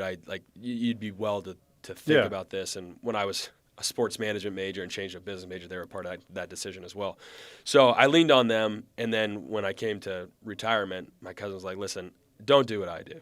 Like, he does headhunting for a headhunting group. He's like, I manage people. He's like, it's awful. He's like, I broker people. It's not fun. It's very difficult, draining, dealing with all these personalities. He's like, but if I was to do it again, I'd do what Andre does. I'd be a real estate broker. I'm like, all right. He's like, just come up here to Boise. Like, it's a perfect time of year. It's fall. Come hang out. Yep. Go to work with her a couple days. Figure it out. See what she does. See if it fits. It only takes a real estate license. Also, to combine that, I hadn't finished my college degree, so I had 3 years of college university. I started making calls to see what I needed to do to get a degree. My scholarship that the Red Sox had given me as part of my contract expired after 7 years of pro ball. That's such crap. So I'd lost 75% of that money. So I had like $40,000 is what they gave me. And so you still got some money, but like I basically had enough to pay for a semester of college. But had you used it within the 7 years, it would have taken care of right. it. Yeah. And my grief with that, where it's like, you're penalizing me for having a long baseball That's career. That's why I was like, like, this doesn't make any sense at all. Like, I get it if I'm out of the game for 7 years and then it expires, no problem. But like, I have been continuously in the game for 11 seasons, and I'm getting anyway. So that was frustrating, as well as learning that my college credits are worth like 20, and I needed like some crazy 3.5 years of college, Boston University. General studies degree is what they were going to give me, and I'm like, what am I doing with a general studies degree? Like, what is this? So anyway, go to Boise, hang out with Jay and Andrea, bring my wife, my kids. It's a beautiful time of the year. I go to work with Andrea, kind of see what she does, and she's mid-career, so she's not doing the cold calls and all that, but just kind of, here's an LOI, here's a lease contract, here's a purchase and sale agreement, whatever all this stuff is. I'm taking a look at it, and I mean, it's a really chill environment. Nobody's looking over her shoulder. Nobody's asking her for anything. I'm like, yeah, that kind of makes sense. Like, just do what you want. Like, make your business your business. And then the second day I come in, she put me on a blind interview. So I had no idea. Didn't do any research on the company. Just knew I was there to figure out what real estate was. 45-minute interview. Apparently did okay, because they were like, hey, if you want a job, you got one here. So left Boise, came back to Phoenix, got my real estate license here in Arizona, and then we moved to Boise a couple months later, and I started doing industrial real estate up there. Okay. And so that's, I mean, part of the urgency side of it, right? I had a really nice house, 2 nice cars, and 2 kids. So then do you split time then between Boise here with what you do now then? I did. Now it's, so COVID hits, right? Well, first we go to Idaho in 19. My wife's got rheumatoid arthritis, and her body starts to just react to the cold weather, kind of ruins her, like physically ruins her. So we decided to move back to Phoenix in 2020. Is she a lot better because of the... Yeah. That's crazy. Warmer. Yeah. So, we came back here, and it's COVID, and it's really hard to, like, break into real estate when you're supposed to shake hands and meet people and do that whole deal. No doubt. And so, at the same time, my partner in Boise left Cushman & Wakefield for CBRE. Okay. Started the CBRE office. So the owners of that company called me, and they're like, hey, if you can keep working Boise on the industrial side, we'd appreciate it, because we don't have anybody. So I'm like, all right, well, I can do that. I mean, can't fly, can't meet anybody, but I know the business and know the whole deal up there. So for 2020, end of 2020, 21, 22, I focused almost primarily on Idaho, doing deals in Idaho. Flying up there, flying up there. And then occasionally 10, making 12, appearance, 15 times a year. A couple days here, a couple days there. And then we start coming out of COVID, and I start losing some pitches for some listings, and the feedback is like, well, you're not in Idaho. I'm like, well, who's not telling you I'm in Idaho? It's, of course, all my competition that knows I'm not in Idaho. So I'm like, all right, the rainbow's disappearing. Like, I got to figure this out. Either I need to really dip in here in Phoenix and figure this out. At the same time, I'm thinking through that process. We go through a cold storage deal that fails, and I make some cold calls, and I'm really surprised at, like, kind of the response. And the guy who I'm working on this project with is in Seattle. We're getting along really well, and he sees things differently than I do, which I valued. he's older than I am, so he can mentor a little bit or at least provide some context and such. And so he and I went through that process for about 6 months. We lost that deal at the very goal line in like late September. And we kept in touch November, December, and then January, late December comes, early January. Like, hey, like I think we should be a cold storage team. Like I think we should focus on this. Like, Cushman & Wakefield's the third or fourth largest commercial real estate brokerage in the world. We're the only one that doesn't have like a dedicated cold and food team of the 3 or 4 major brokerages.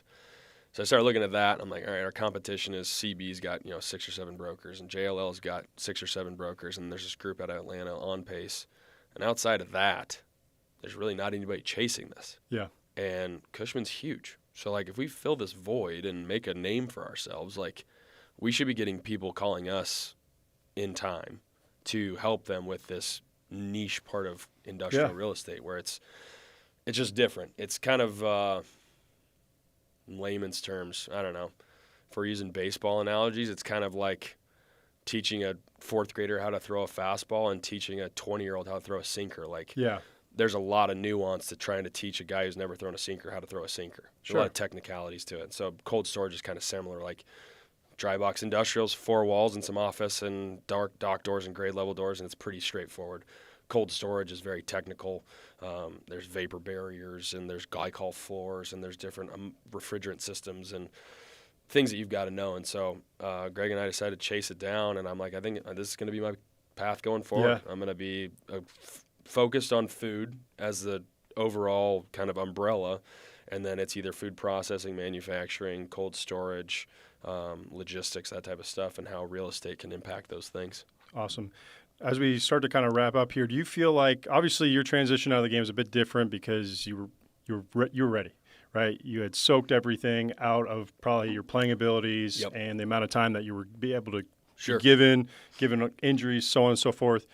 Do you feel like having played baseball has helped you now that you're on like the real world side of things, and like how so in those ways? Yeah, 100%. I mean, the mental side of baseball, especially getting coached at the pro level mentally, Dana Sinclair, Bob Tewksbury, Bob Kipper, like a bunch of guys that being able to breathe and stay calm and all of those things, let alone, the off season, especially in baseball where nobody's there to hold your hand.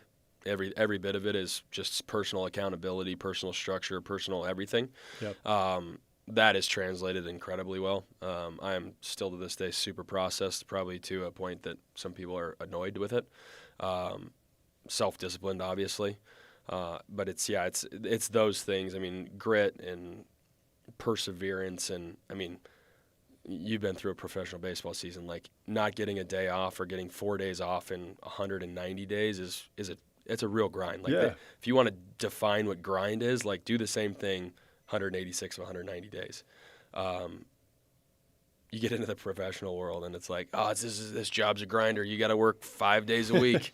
Every weekend's off. You get every holiday off. Like this is a real, 8 to 5. You got a real tough job here, right? Yeah.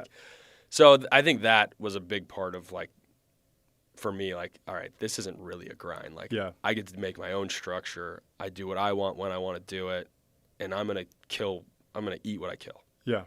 Makes sense. I remember when I got out of coaching and then got into what I do now, the starting salary, because pro ball didn't make any money, right? Right. $1,100 a month. I remember one year doing my taxes, and I should have probably done my own at that point, but she goes, you'll like this. She goes, so I give her everything that I have, right? You don't have enough. And like I did some lessons. You know how lessons might not factor into those things, but she looks up at me after I give her everything, and she goes, I have to ask you, if you don't mind me, how?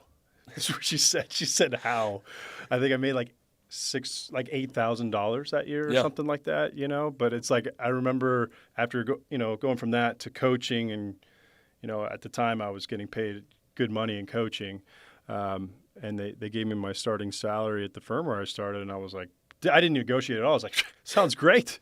Well, there's more money than I ever made. And I think it was the bottom of where they could actually offer me. But it's even that side of things, the grind of it, and, showing up to work when you feel tired or, you're aching. It's it's not easy, right? There's that adjustment of the real world and everything, but it's like having those experiences and the hardships. It's like, it's just different. Yeah, I'm a firm believer that youth sports is the best translator to real life. Yeah. And I mean, this is for another podcast or another conversation, but like having your kids really go through adversity. Yeah.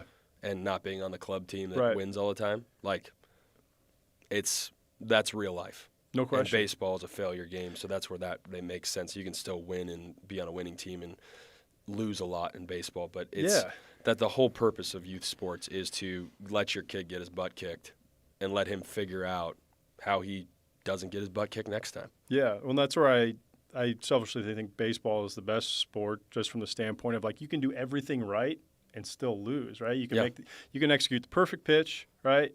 The guy shatters his bat and dinks it into left, and you can throw one right down the middle, and the guy freaking strikes out, right? Like it is truly, I feel like the best teacher of life, because that is so true. You can have the right resume, go to the right college, spend the right amount of time to get that next promotion, and then Sally comes in 2 years in and snakes it from you, right? Sure. And it's like, I feel like having those experiences so well prepares you for that, especially as a hitter. Like, shoot, you fail 7 out of 10 times. Yep. Now it's like 2 out of 10 times you're a good hitter, right?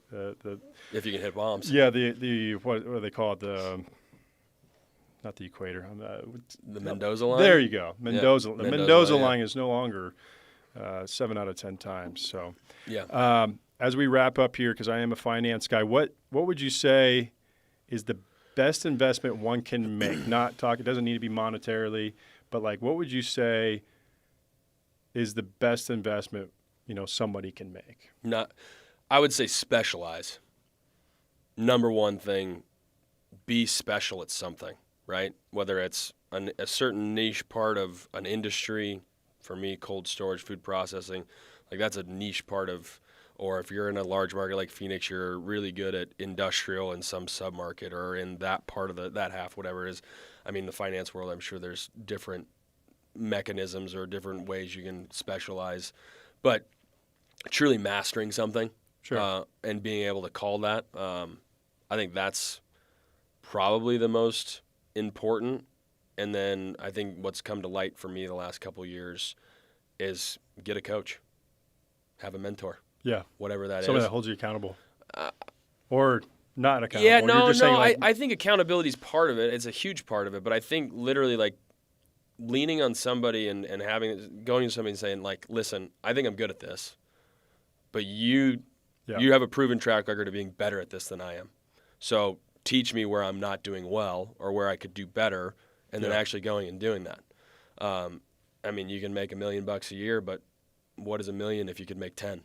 Yeah. And if you're not willing to open your eyes to there's potentially a better way to do this, then, well, enjoy your whatever road that out. I mean, I'm 100% okay being average, right? Like, average is okay.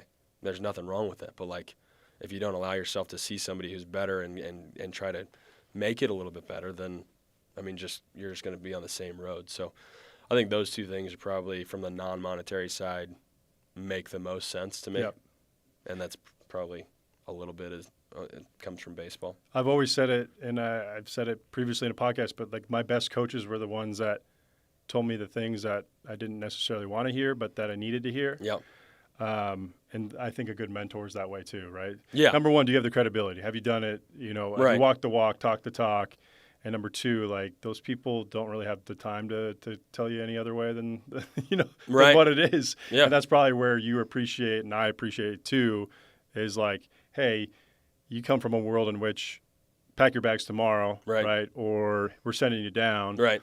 Where, like, the whole fluff thing, it just, yeah. Yeah. I mean, and that can speak to mentality and all that kind of, I think there's not nearly enough toughness. Yeah. I mean, words are just words. Yeah. So, I mean, I don't want to tip the scales in the wrong political direction here, but I think, if you want to go into that side on the mental side, like, be tough, right? Like, somebody's going to chew you out. Somebody's going to get on you. Somebody's going to say something you don't like.